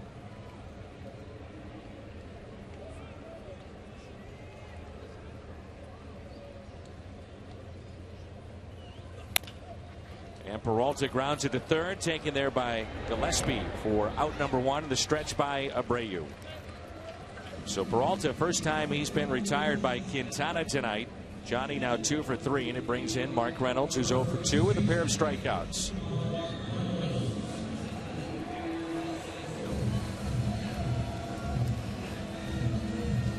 Quintana on a roll. He's retired 6 straight. The strikeouts adding up. 83 pitches. It's been over 2 weeks since a Mark Reynolds home run. He's about due.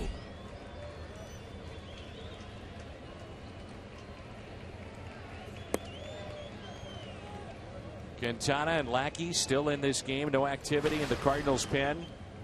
So John very well could be going back out there for the 7th. I'm impressed by that. 36-year-old going back out there with 3 different rain delays. All the miles on that body and arm.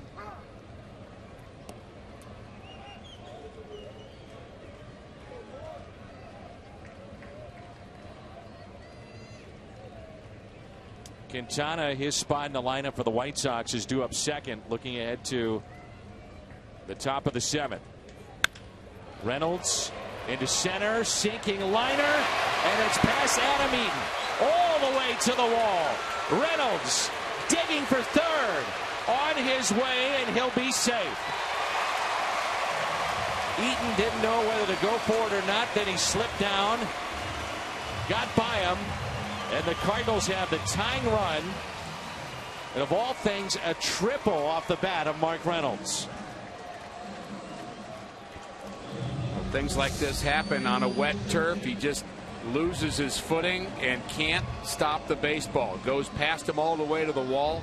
And good thing for the White Sox that Garcia was alert to that. Also interesting to see Mark Reynolds slide to the outfield side of third base as he saw the third baseman going in that direction, maybe to get in the way of the baseball. I think that's what he was doing, trying to kind of shield Gillespie from that ball. Now it's Randal Grichuk with the infield drawn in. Grichuk tonight, a strikeout, swinging back in the first, and he popped out to second.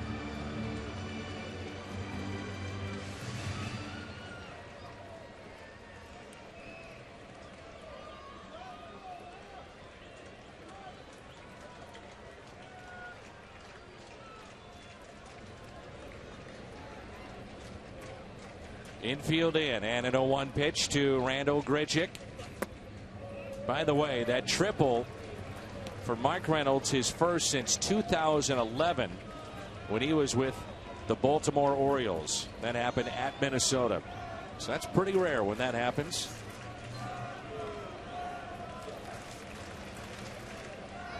One ball, one strike.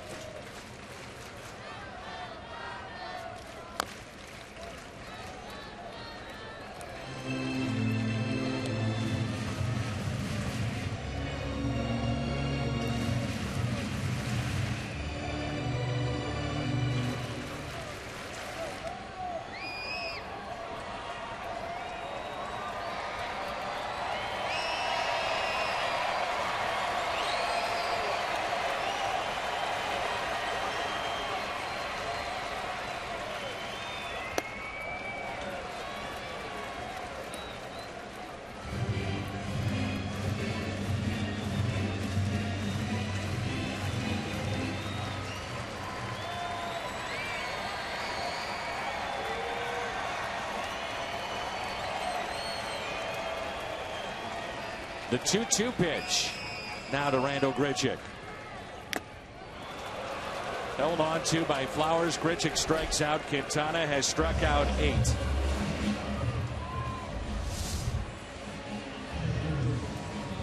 Little sneaky. He's a little bit of a short armor. Has a good cutter. That pitch really got a lot of the plate in. Grichuk just a little late on it.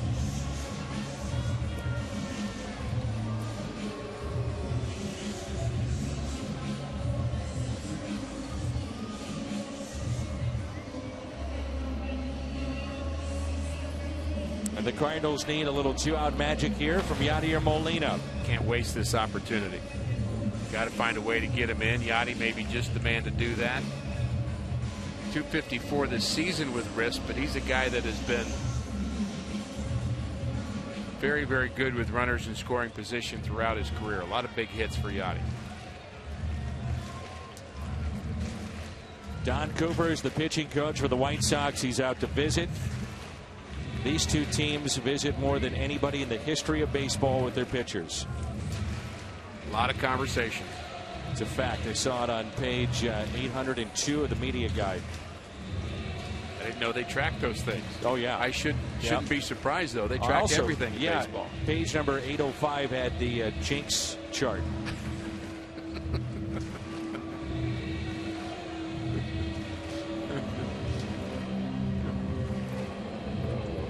You know, as the voice of the Cardinals, you should understand people believe you when you talk. Oh, I'm just saying. Yeah.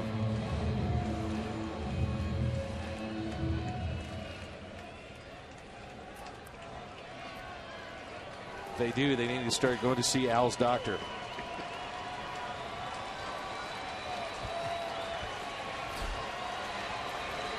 Time for a big moment. 2 outs, runner at third. Molina fouls it back.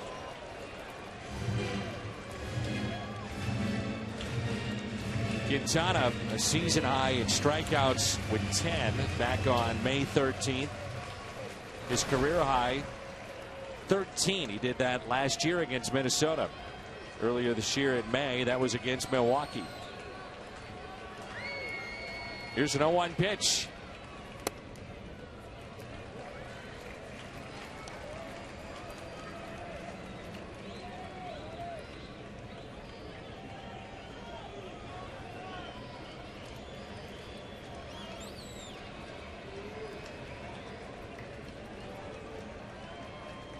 The 1-1. Fly ball. Eaton under it. Quintana has pitched himself out of the jam. A triple for Reynolds, and Adam Eaton is off the hook as well. 2-1 Chicago.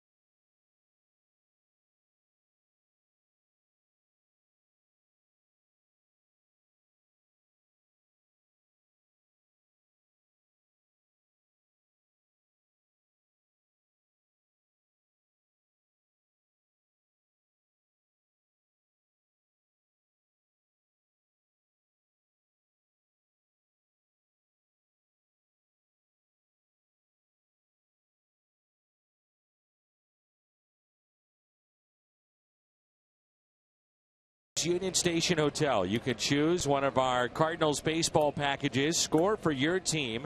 Just head to HiltonSt. Louis.com or call 314-421-1776.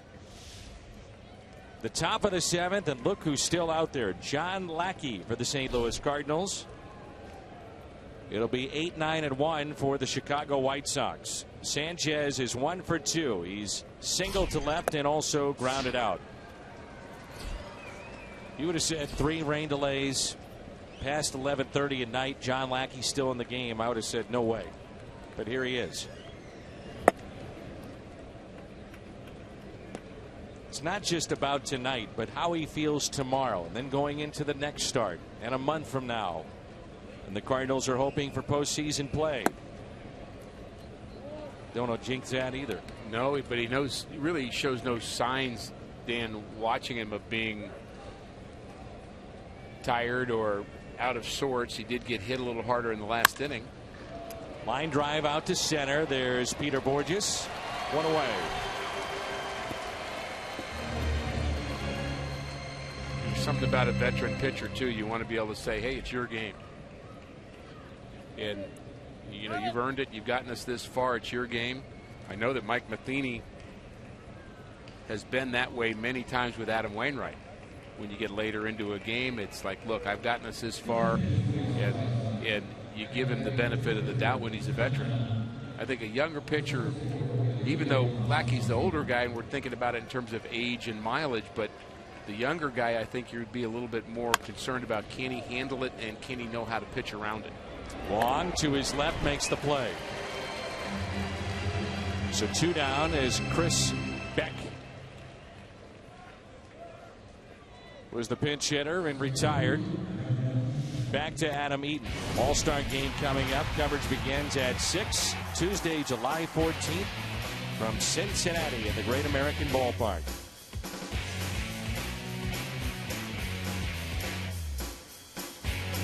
Adam Eaton, the single to center and an RBI back in the 5th.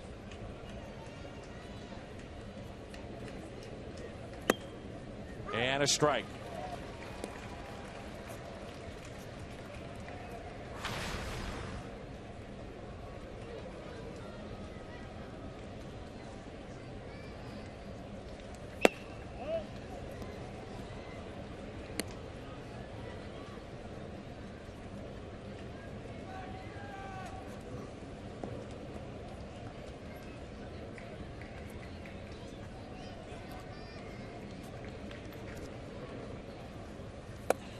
At the knees, Quintana tonight.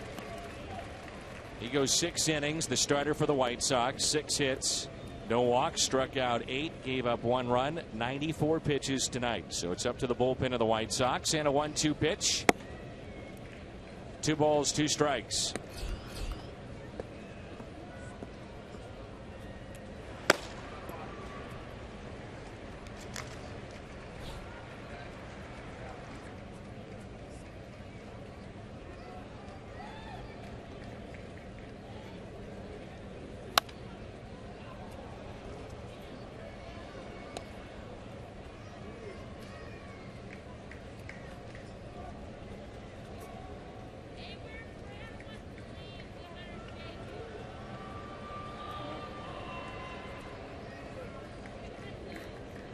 Two pitch. Breaking ball tapped foul. The first pitch strike's not as high for John Lackey here tonight, but he's still able to get into the 7th inning, and really a terrific job.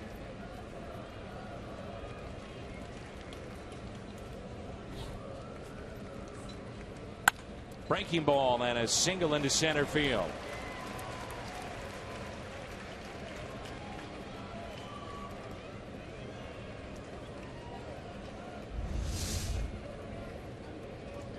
Look at our Chevy Fox tracks, and a breaking ball that was up in the zone and a base hit into center field.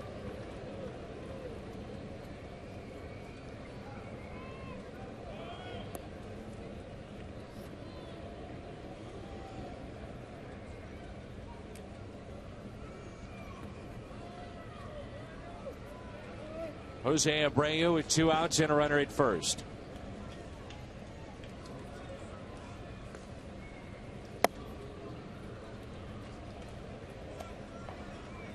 Seth Maness, familiar spot, warming up night after night.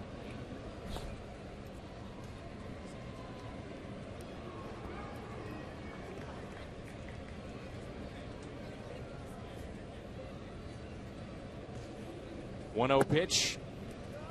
Remember, it was a hanger to an extent by Lackey last time up with Abreu in the 5th inning.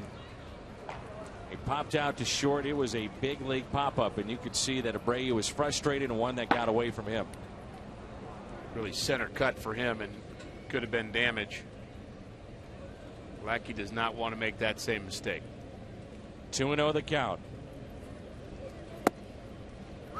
2-1 the count. Crowd tonight 41,696. 41696.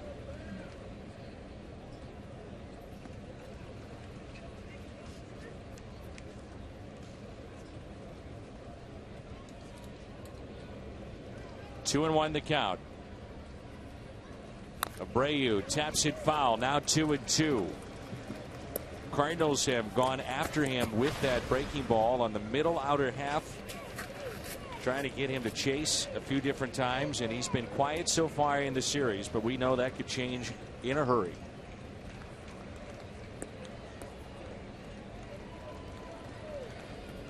Lackey had 105 pitches.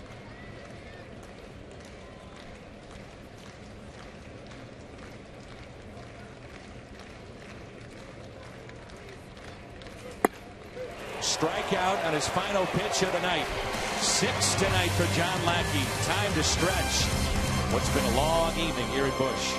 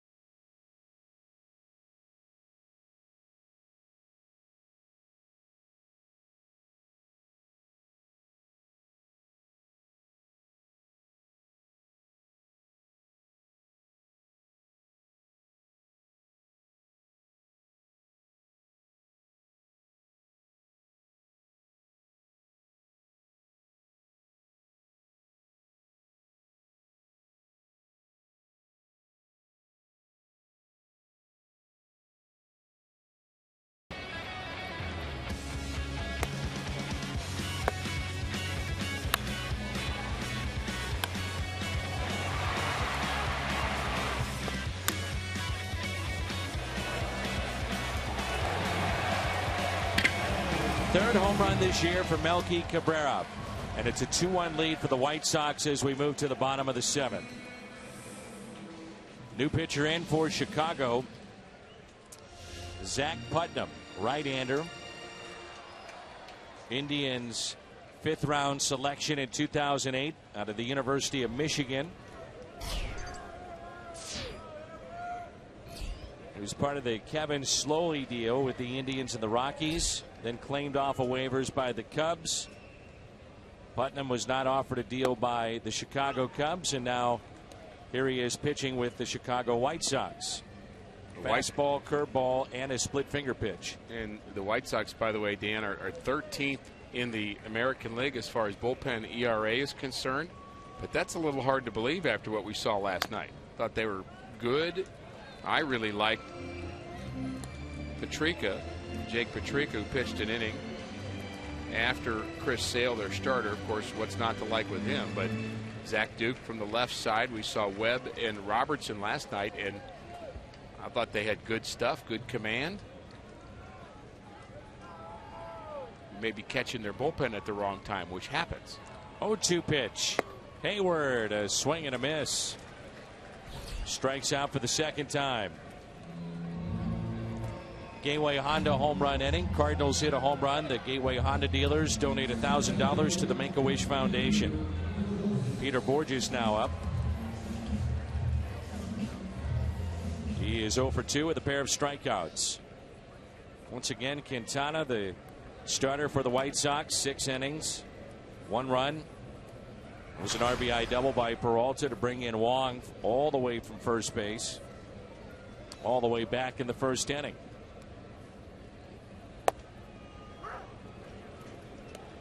Quintana struck out 8. You know, when Sale's on the mound, you're going to strike out a lot. Cardinals struck out 12 times against him last night. Collectively, 9 strikeouts in this game.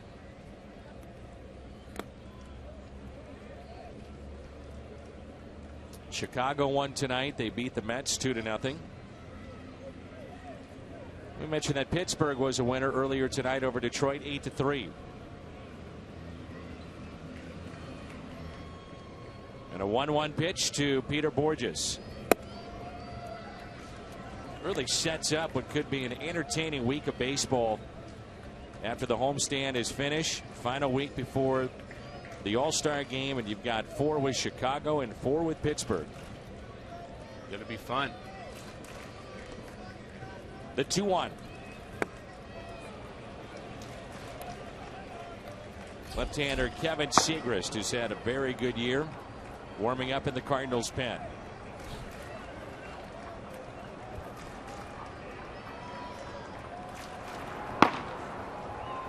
Popping that catcher's mitt out there in the bullpen. The 2-2. Ray Garcia has moved to the on-deck circle. He's provided a spark off the bench along with Xavier Scruggs since those two were called up. And a big home run off the bench Friday night against the Cubs. Here's a 3-2.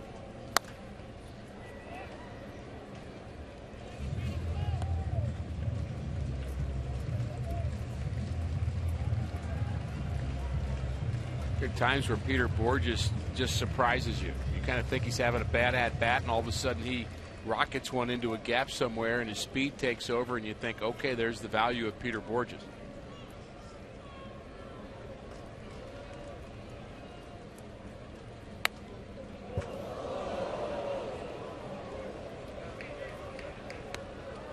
Talking about the safety of fans. Oh, so glad that hit a seat. There's the netting we were talking about that exists at a low level there, but that ball went over the net and hit a seat loudly. We could hear it up here. You could tell it hit a seat and not a person, thankfully. 3-2. Misses in. So the tying run is aboard. Peter Borges with 4 stolen bases this year. He's been caught 6 times.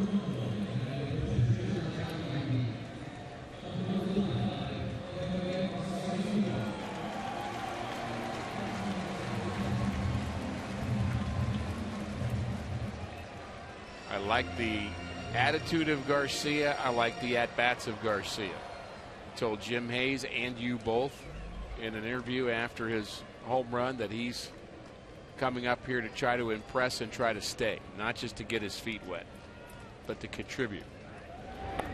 Boy, did he on Friday night. That's one of the more dramatic home runs the Cardinals have had this year.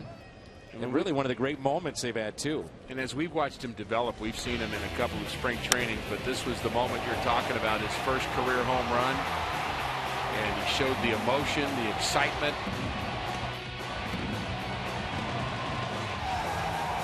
His teammates joined along with him.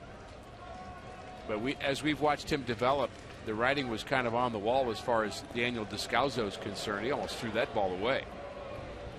Descalso, that kind of player, a Garcia kind of player, and Daniel had so many good moments with the Cardinals, but you get to a certain point where you're a veteran and a younger guy's ready to take that position at a cheaper price. Makes sense. Life in the big leagues. Yep. Cliche, but so true. So Garcia pinch hitting here for John Lackey, who has given the Cardinals 7 innings here tonight. Struck out 6, gave up just 2 runs. That's pulled foul. You may notice the number 9 on the sleeves of the Chicago White Sox. That's to honor Manny Minoso, Mr. White Sox. Wore number 9. He passed away in March. Briefly played with the St. Louis Cardinals back in 1962.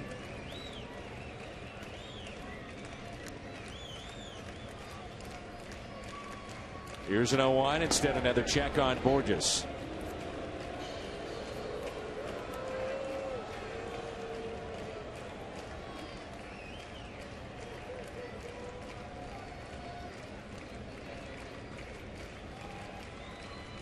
Cardinals have attempted 49 steals, 21st in Major League Baseball. We saw them run wild in spring training. They are 23rd, excuse me, in stolen bases, 30 this year. They've been caught 19 times, which is in the middle of the pack. So Borges, 4 for 10. Borges is too fast to be 4 for 10. Here's an 0-2 pitch to Greg Garcia. Out at second, and they will not get Garcia, who runs well.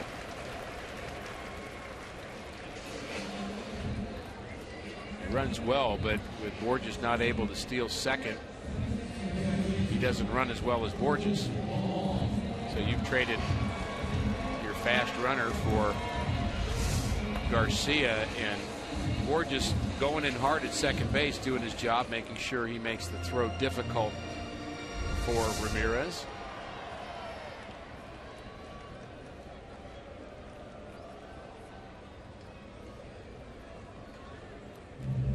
Zach Duke is a lefty in their pen. We saw last night he's getting loose right now. He's going to come in right now.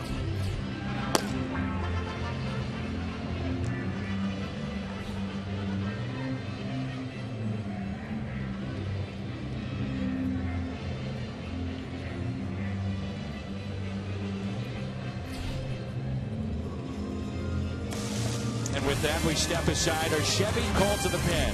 Left-hander Zach Duke to face Colt Wong.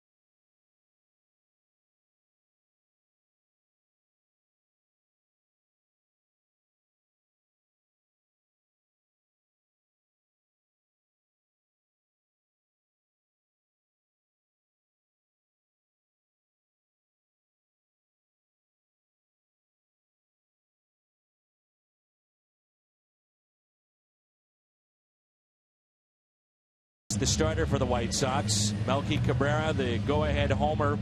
John Lackey, 7 strong innings, and Johnny Peralta is 2 for 3 with a double and the lone St. Louis RBI. Saw him last night. Zach Duke basically reinvented himself. Turned around his career when he signed a minor league deal with the Reds after he was released from the Nationals in 2013. That's when he dropped his arm angle down. Jim Riggleman had worked with him on this. That's his Hyundai pitch arsenal.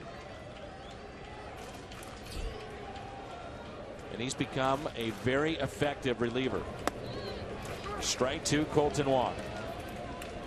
You almost think of most of the left-handed relievers, or at least a lot of left-handed relievers in baseball, as having been former starters. You think about guys like Gorzalami and Jeremy Affeldt, Manny Parra, guys that were starters that kind of had the pitches, but then you realize there's some value in having a guy like Duke facing key lefties late in the game, prolonging his career, flipping that slider up there.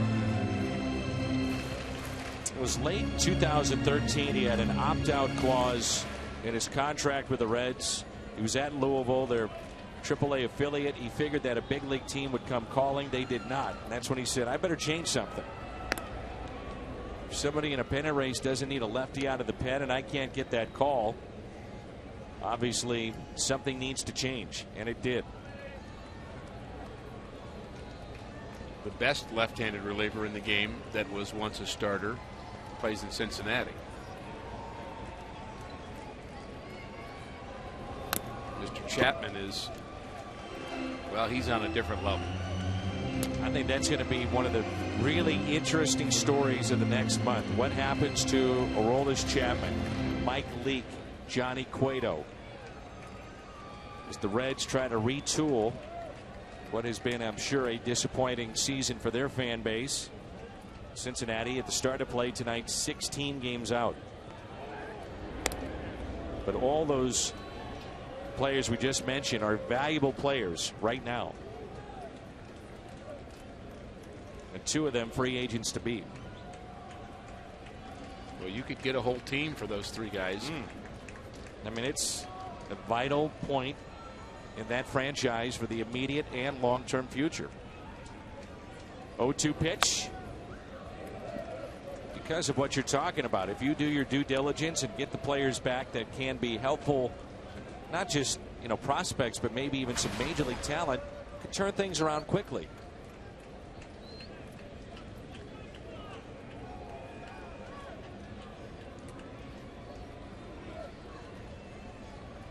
Runner at first is Garcia. Wong at the plate. He's 1 for 3 tonight. Cardinals have another lefty on deck. That's Carpenter. So you'll see Duke here for a couple.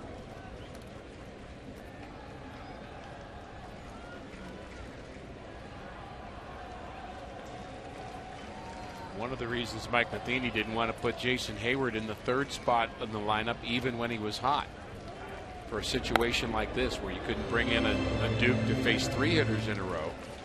He doesn't really like the thought of making it that easy on the other team's manager, which I think makes sense.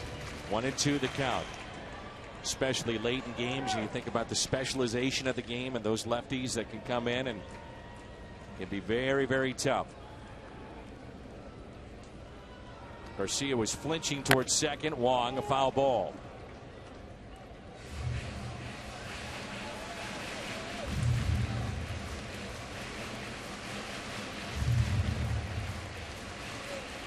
Two minutes away from midnight here in the Midwest.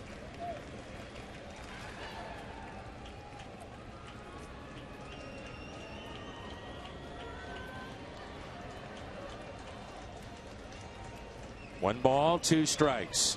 Gap in left center. They play him to pull. And a check on Garcia.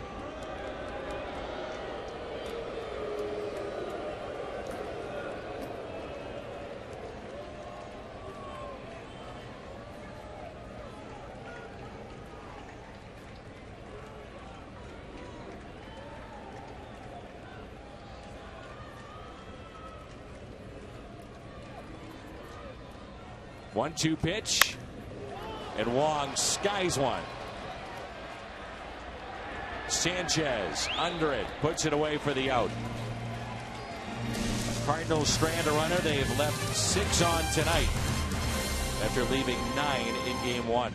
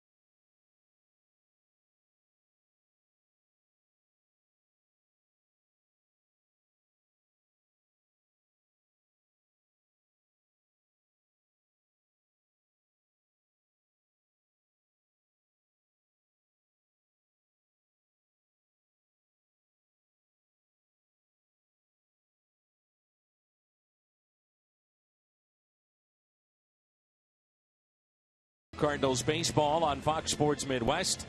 We head to our studio. Bommarito's Sports Update. Wake up, Pat Paris.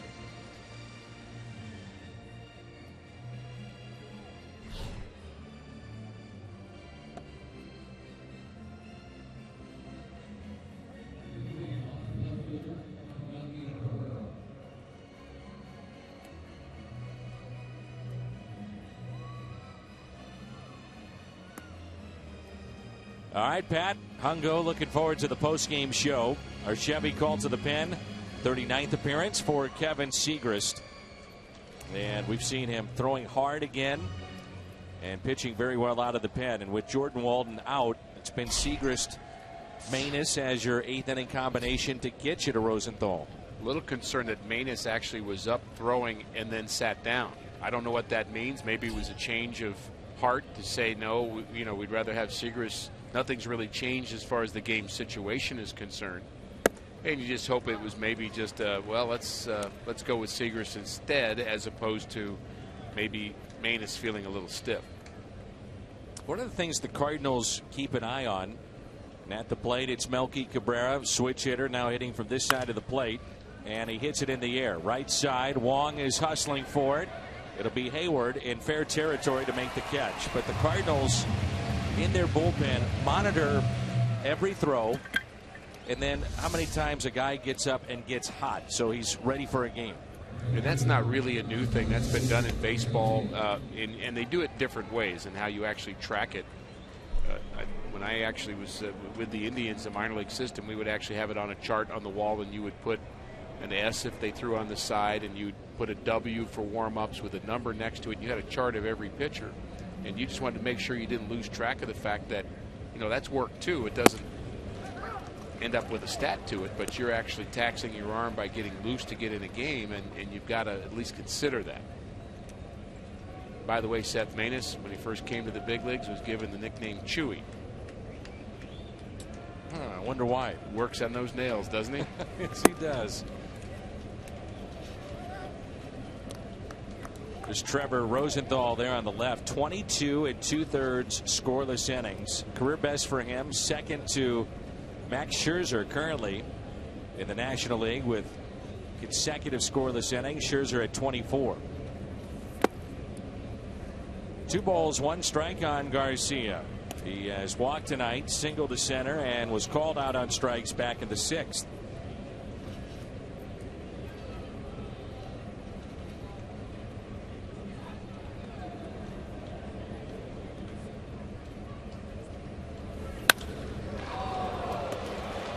Base hit into center. You can hear that ball sizzling into center field even up here.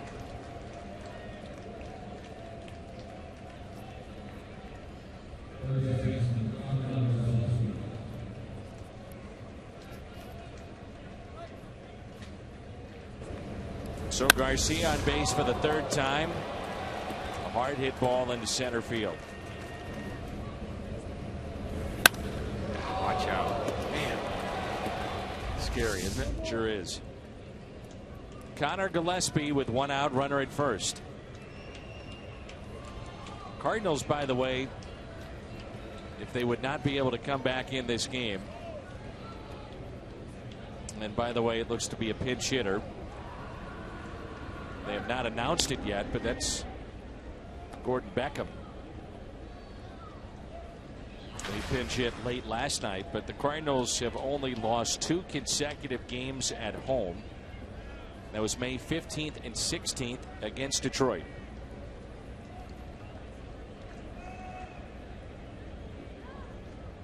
One out, runner at first. Fastball and a strike.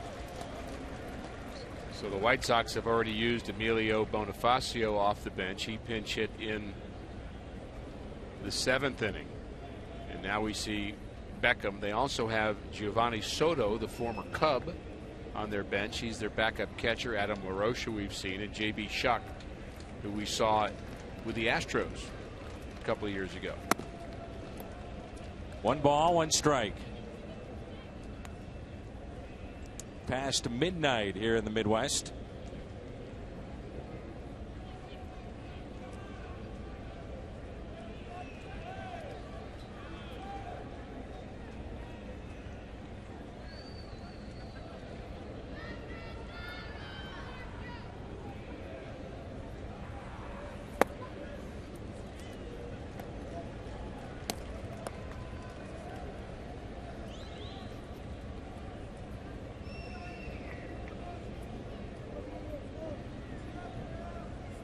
Many opportunities as the Cardinals have had in this game, and it's certainly been a long game. Rain delays adding to the feeling of that, Dan, but there's still 2 more shots at this White Sox bullpen. Shot at more runners in scoring position opportunities. Cardinals just haven't taken advantage of that yet in this series. Cardinals last night, they stranded 9, went 0 for 9 with runners in scoring position. They're 0 for 7 tonight with runners in scoring position.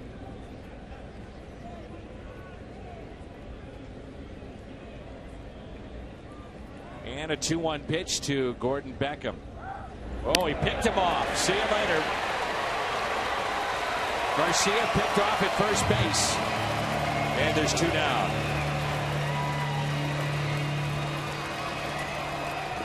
I don't recall seeing Kevin Seegers pick off a runner before, but he guessed right there, and no chance to get back once he made that first move, so it shows he was going. And we saw his speed earlier. He stole a base in that 2nd inning and has those long legs and big strides, but started a bit too soon. Cardinals, by the way, will have Carpenter, Peralta, and Reynolds coming up. It was a good fastball again, that time at 93. We've seen him hit 95, 96, so the velocity's gotten back up there. And tonight it's been a tick or 2 down.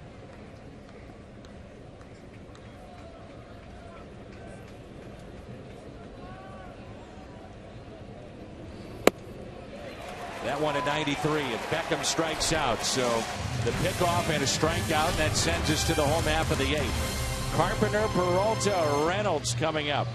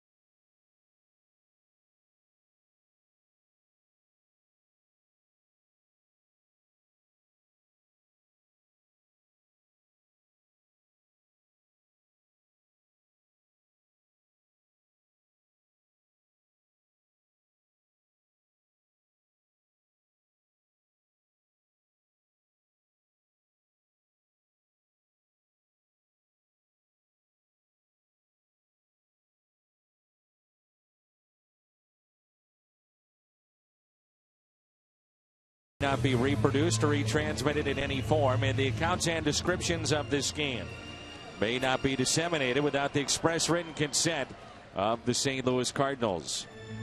Along with Jim Hayes and Rick Horton, Dan McLaughlin with you and our entire Fox Sports Midwest crew. The rally caps are out, as Matt Carpenter will lead it off. Carpenter, Peralta, and Reynolds.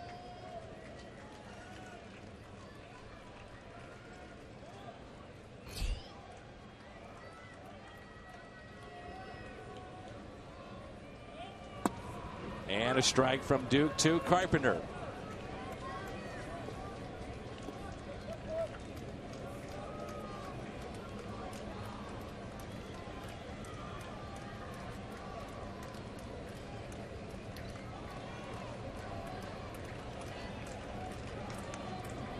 Carpenter tonight is lined out, flied out, grounded out. Average is down to 276. Cardinals have only lost one series at home. They're in danger of doing so here. They can't figure some out in the next couple of innings. And we saw Robertson, their closer, last night. He picked up save number 16. Cardinals got a couple of base runners against him, so not invincible. Here's an 0-2 pitch to Carpenter. And a fly ball lifted into left center field. And it is caught by Eaton. I'll catch it, you throw it in. That was their compromise. Been an adventure tonight for Adam Eaton in center field.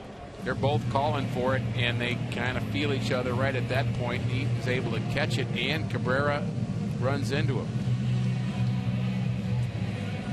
Well, Zach Duke, the last 6 runs allowed have all been via the home run, but not tonight. He comes in and gets Colton Wong and Matt Carpenter. We'll tell you about the change when we come back.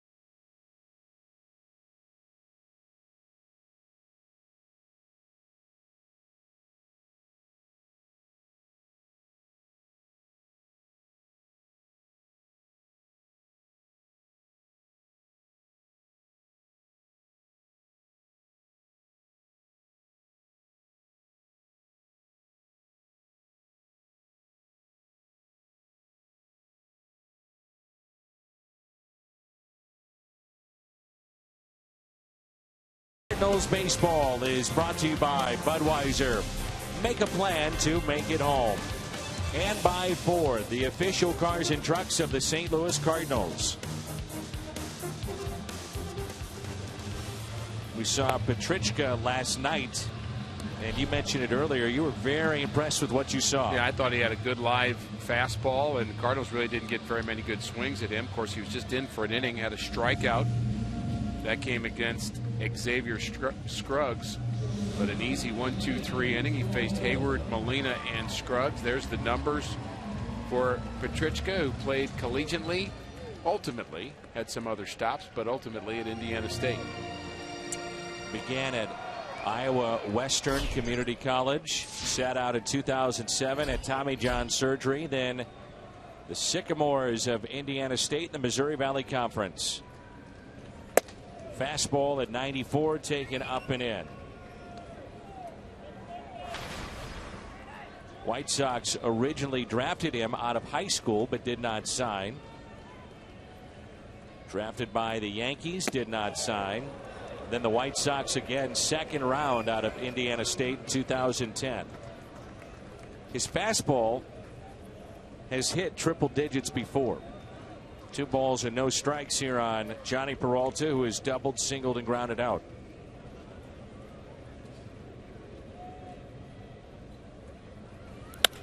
Ground ball to the right side on a 2-0 pitch.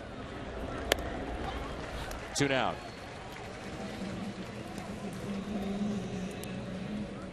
In steps Mark Reynolds.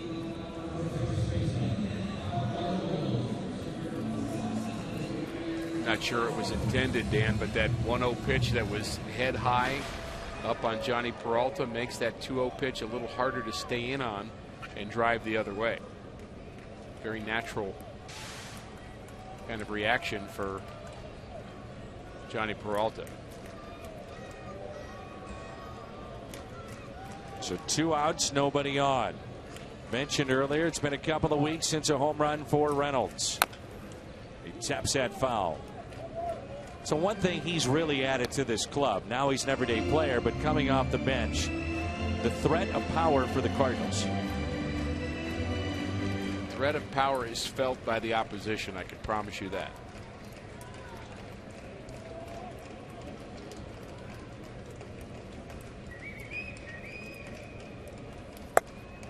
One ball, 1 strike.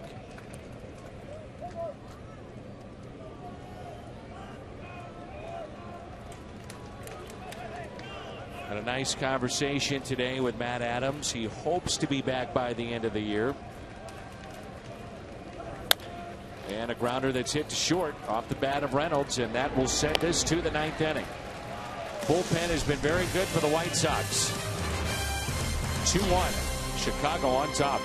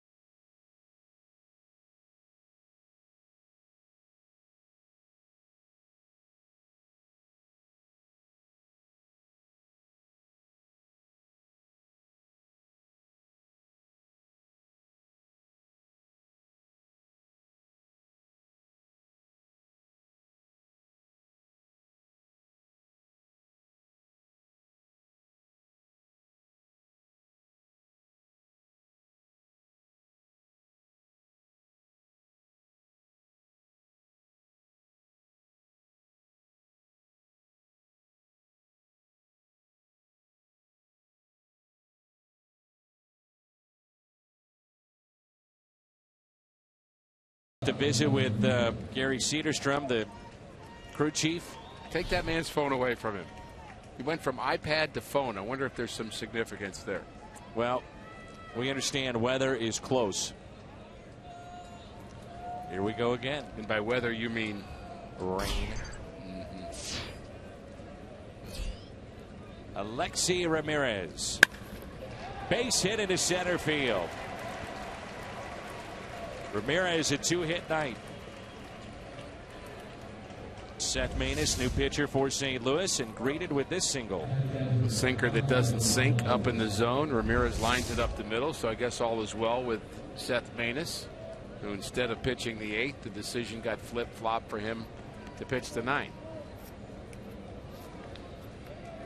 Tyler Flowers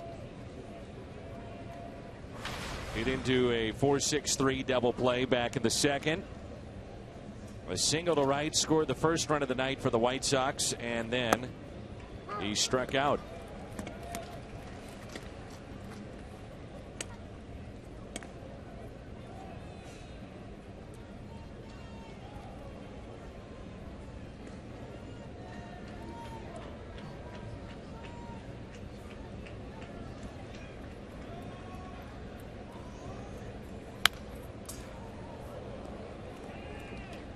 Seth Maness, Dan, certainly has been used a lot by Mike Matheny. He gets up a lot. I just wonder if he's the kind of pitcher that it just doesn't seem to bother much, whether it's his youth, whether it's the way he's built, whether it's just the way his arm reacts. Very simple mechanics that he's just able to throw a lot. I mean, some pitchers can, some can't. And you know, I've never ascribed to the theory that if you're a sinker ball pitcher, you're better off tired. I just don't believe that. I mean, I get that. I know pitchers believe that and coaches believe that, but always felt that I'd rather be strong than not. But he just seems to stay strong for long periods of time and is able to come back quickly. Others just don't have the makeup to do that. I think part of it too is that, you know, he's not coming out of the bullpen and throwing 98 to 100. Right, that's right. You know, he's around 89, 91.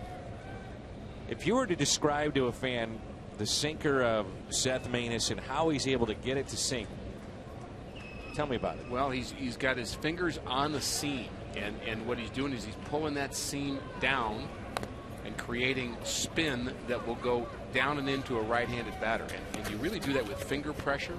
And the finger pressure from a right-handed pitcher is going to be, he's going to try to make it on what you'd say would be the inside of the baseball. And actually, it's not a bad idea for a sinker baller to have more of the outside of the baseball showing. So you're not really throwing the middle of the ball, you're throwing the kind of the inside of the ball, which helps create that spin down and into a right-handed batter. You know, the four-seamer, you're typically creating four seams cutting into the wind, but the two-seamer is more about finger pressure. And you're also, Dan, holding the ball off center a little bit in terms of kind of how you cock it in your hand.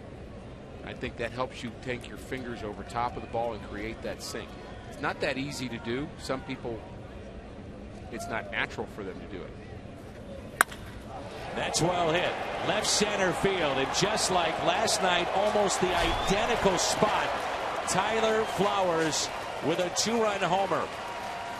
It was in the 11th last night. This one coming in the 9th inning. The second home run in this series.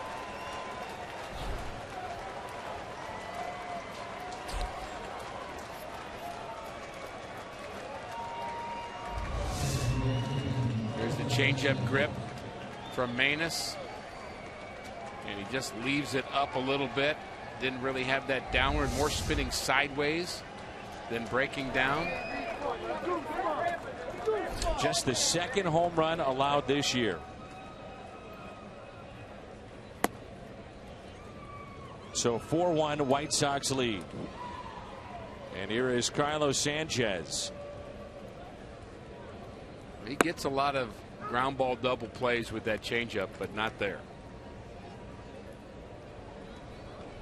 Those are two no-doubters off the bat of Flowers in this series. That ball was hammered. So Flowers with 2 runs scored tonight. RBIs 18 and 19. And there's a hard hit ball and a fair ball inside the first base line past the diving Reynolds. It's touched by a fan. And a ground rule double for Carlos Sanchez.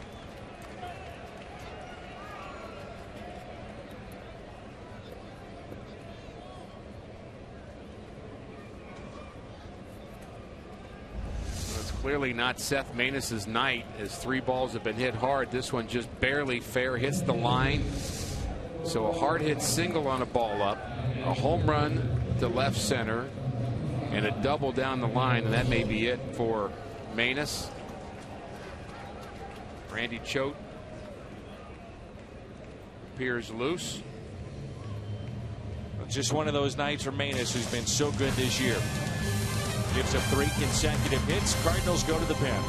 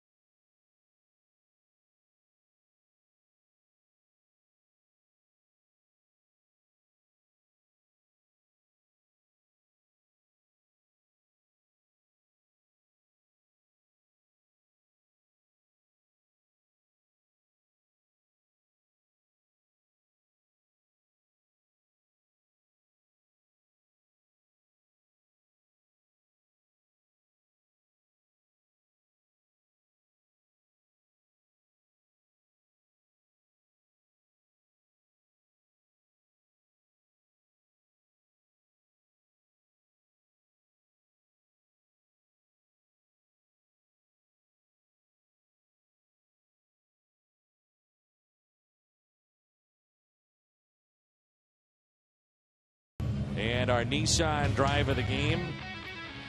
The home runs, this one off the bat of Melky Cabrera. And then moments ago with a Nissan drive of the game, Flowers, a 2-run blast. And a 4-1 lead for the Chicago White Sox. Randy Choate in to face LaRoche. And this is our Chevy called to the pen. Well, the hill got bigger to climb here for the Cardinals in the bottom of the 9th, but it can't get any bigger. You've got to kind of stop that run at second base somehow. Randy Choate been very good against lefties. And he'll face, you would guess, LaRoche, then the top of the order in Adam Eaton, and then the right-hander to face Abreu. Major league debut, perhaps. 0-1 pitch.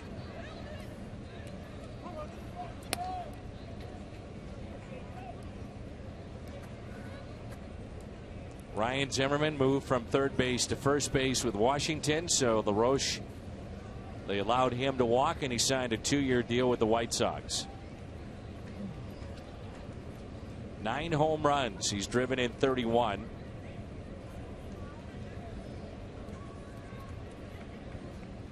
The White Sox saying that he has played Gold Glove caliber defense at first base.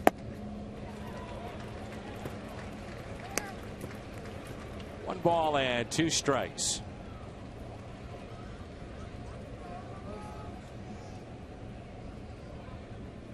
LaRoche is a big hunter. If you ever watch the hunting shows, you'll see Adam LaRoche and Willie Robertson, one of your favorites, Rick. He's got the look, doesn't he? He does.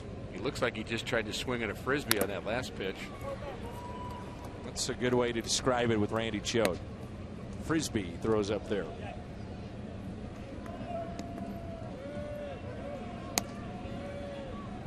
Yep, Willie Robertson, one of the favorites for Rick Horton and Duck Dynasty.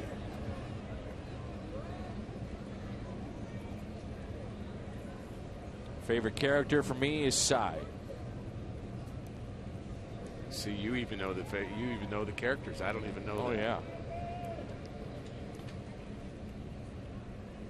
Here's a 1-2, and LaRoche is hit by the pitch. Still nobody out. Single, home run, double, now a hit batter. Sometimes when you throw the frisbee, it just doesn't quite turn over. The frisbee kind of just goes to the left and hits a guy.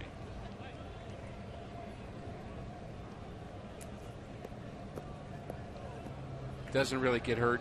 Doesn't hurt to get hit by a frisbee, though, as you know. But were you pitching? Careful. Here's Eaton. And there's strike one. I tell you, this inning has a bad feeling right now. You just kind of clearly you don't want to give up any more runs, but you don't want it to spiral into just a kind of a devastating inning for your bullpen. And it has that feel right now with nobody out, couple runners on. No balls, 2 strikes. 37 appearances for Randy Choate. 16 innings. Opponents hitting just .211 against him.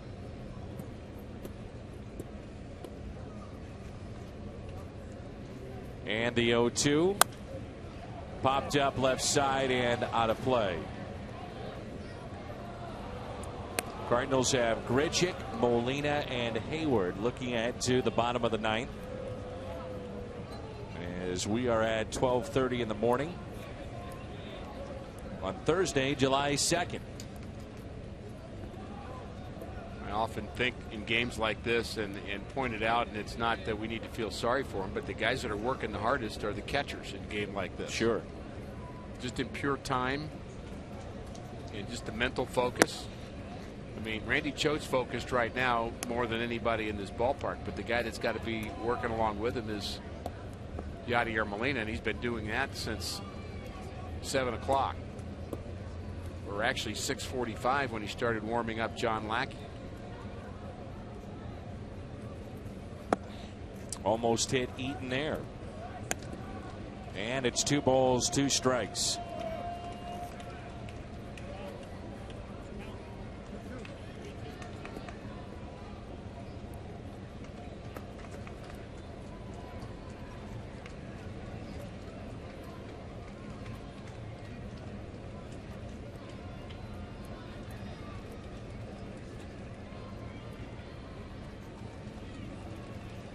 The 2-2 pitch.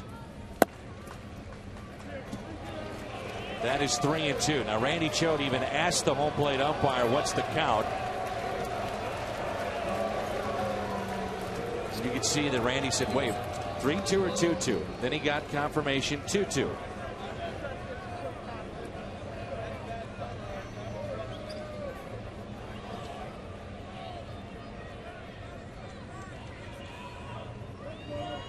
Told you this inning has a funny feel. So runners at first and second.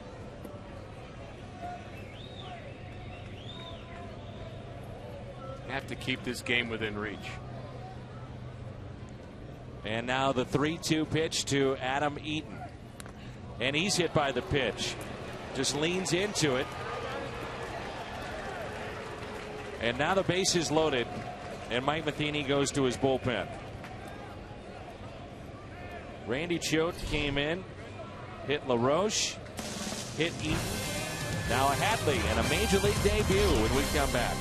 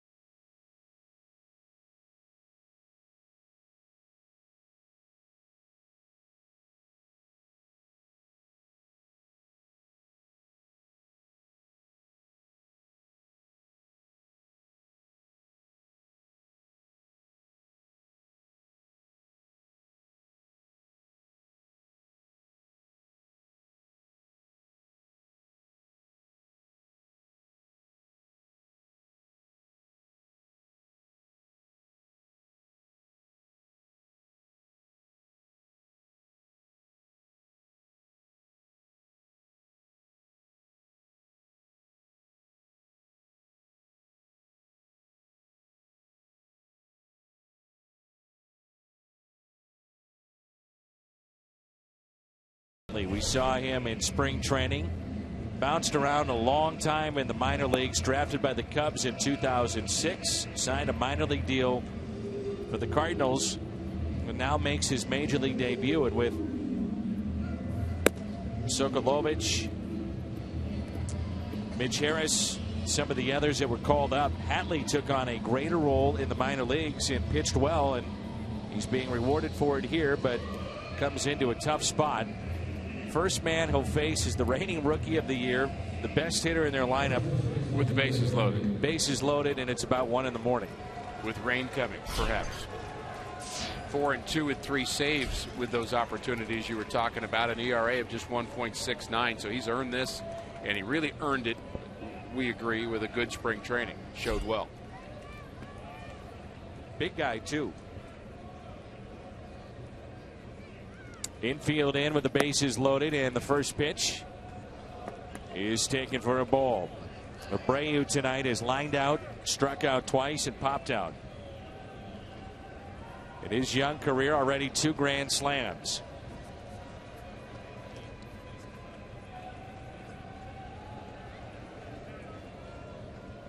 And the 1-0. I'm sure this is not the situation that Mike Matheny would prefer for Marcus Hatley for his major league debut, but I think it's necessary. You can't leave Choate in. You couldn't leave Maness in. Not a lot of other choices in the bullpen right now. You're not going to bring Rosenthal into this.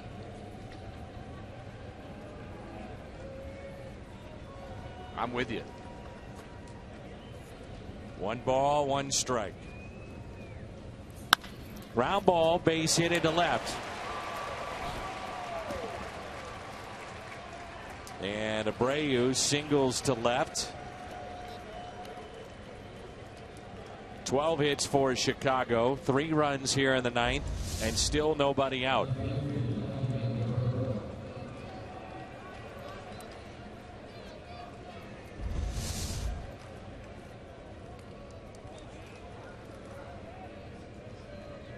One of the big hits in this game, a home run by Melky Cabrera.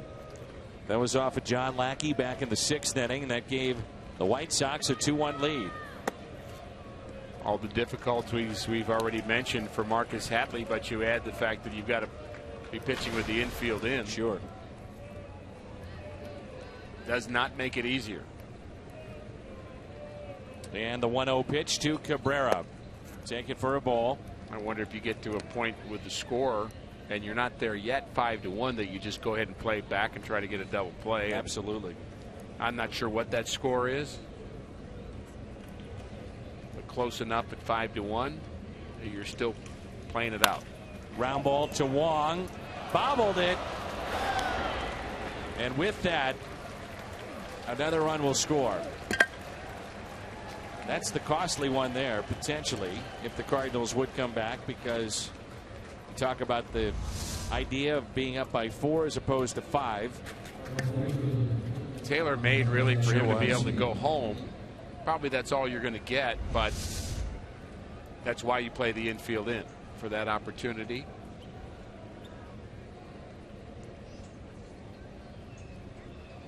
And they're still in.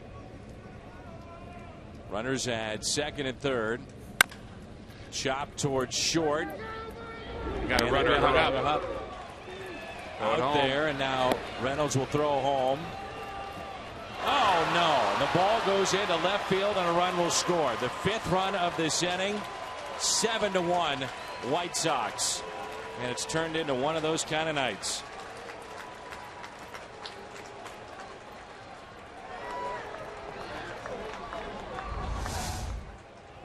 Well, Abreu was the runner at 2nd, and he forced Eaton to have to try to score. And on this throw from Molina, it's actually a good throw. Carpenter moves on it just a little bit too much, and he's watching the runner Eaton, and he just for a second took his eye off the ball. So an error on Carpenter, and leads to another run. 8th error on Carpenter, 2 down. Here's Gordon Beckham. Just started developing like that kind of inning, didn't it, Dan? Well, you called it. You know, you said you could feel it. Smell it. And that's what's happened here. Is the Sox now have a 7-1 lead. You think about the play by Wong. Taylor made to go to the plate moments ago. Should have been a double play. Randy Cho to hit 2 batters. Well, you have those kind of nights. Cardinals haven't had many of them. Beckham came in late in this game and struck out back in the 8th inning. And the 1-2 pitch.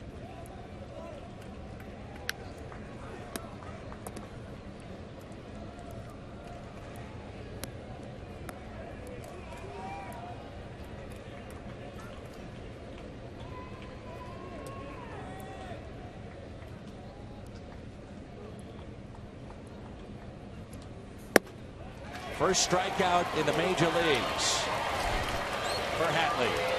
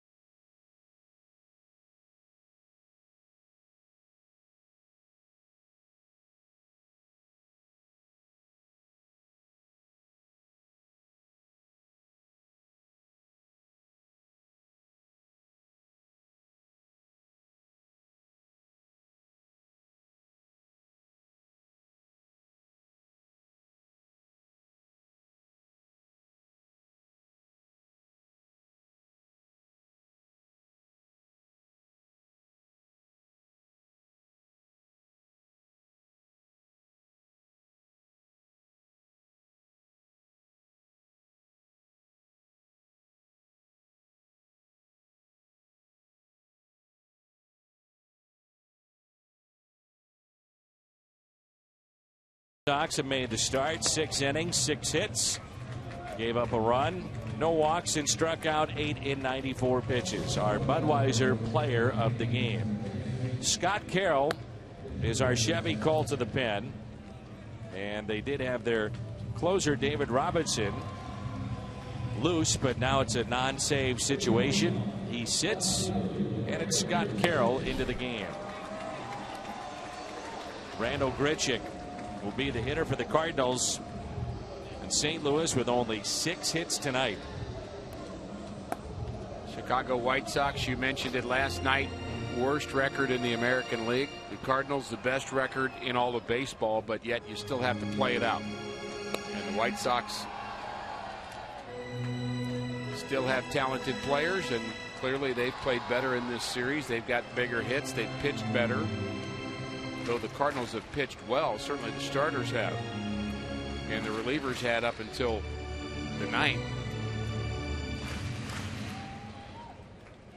LaRoche stays in the game. He's at first base.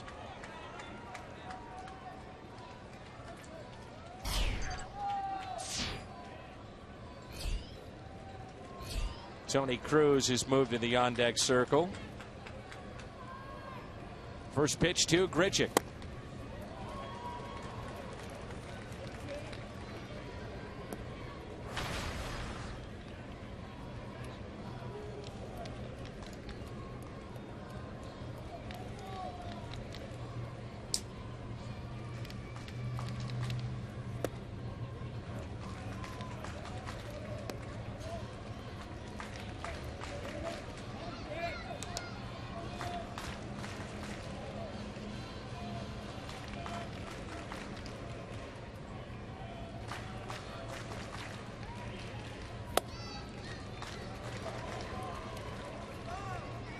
One ball and 2 strikes. Scott Carroll from the state of Missouri. Third-round draft pick by Cincinnati. Here's a 1-2. Grichuk skies one into left field. Melky Cabrera. That could surprise he caught the ball.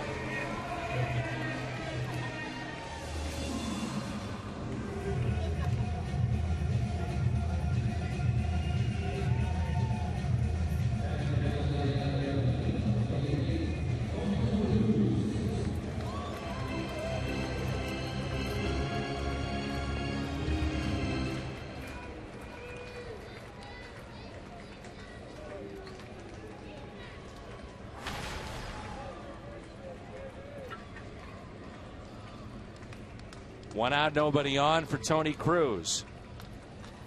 Fastball at a strike.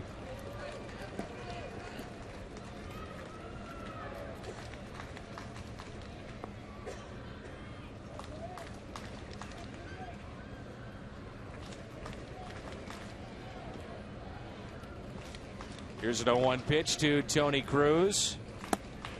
You know, gentleman right behind home plate. Boy, he was pumped up for Marcus Hadley, and there he is in our screen. Yep. I mean, he was as excited as anybody in this stadium. Right behind Tony Cruz, right behind the M in Busch Stadium. And Cruz hits a fly ball out to left field. Cabrera makes the catch. You think he knew that it was Hadley's first major league strikeout? Is that what he was celebrating? Absolutely. You can tell by that fan's presence, he doesn't miss a beat.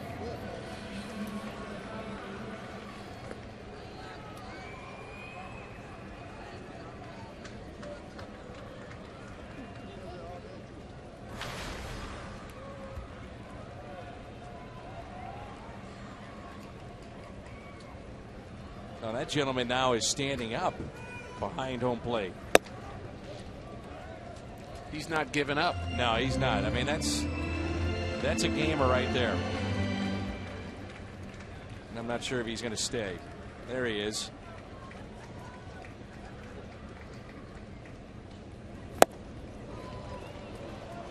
Think about the fan experience today of getting here at the ballpark, maybe to watch batting practice early, Dan. You get here at 4:35. You've been here for a while. A lot of baseball to watch for the fans that have hung on. And a base hit for Jason Hayward into right field. And some more.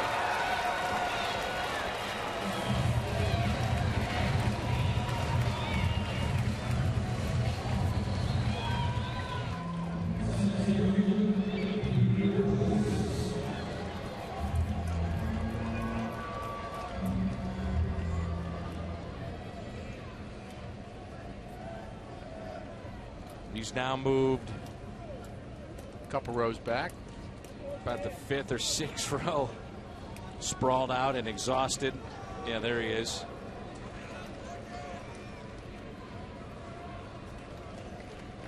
He's put a lot into this game tonight, Rick.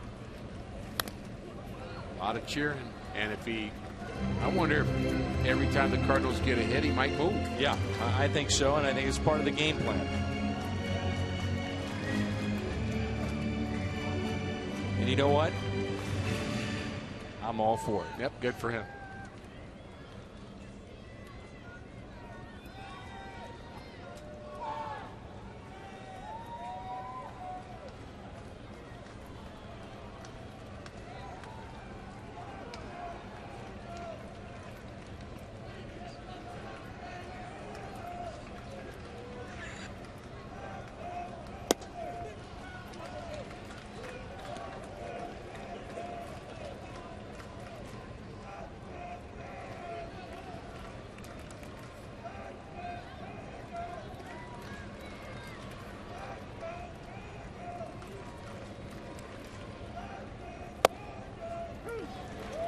Cardinals come back.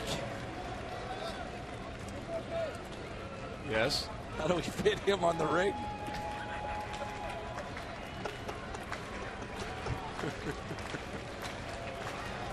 On the championship ring, you mean? That's right. Boy, you're really thinking ahead. Well, no worries. That'll be it. White Sox get a brief 2-game sweep here in St. Louis.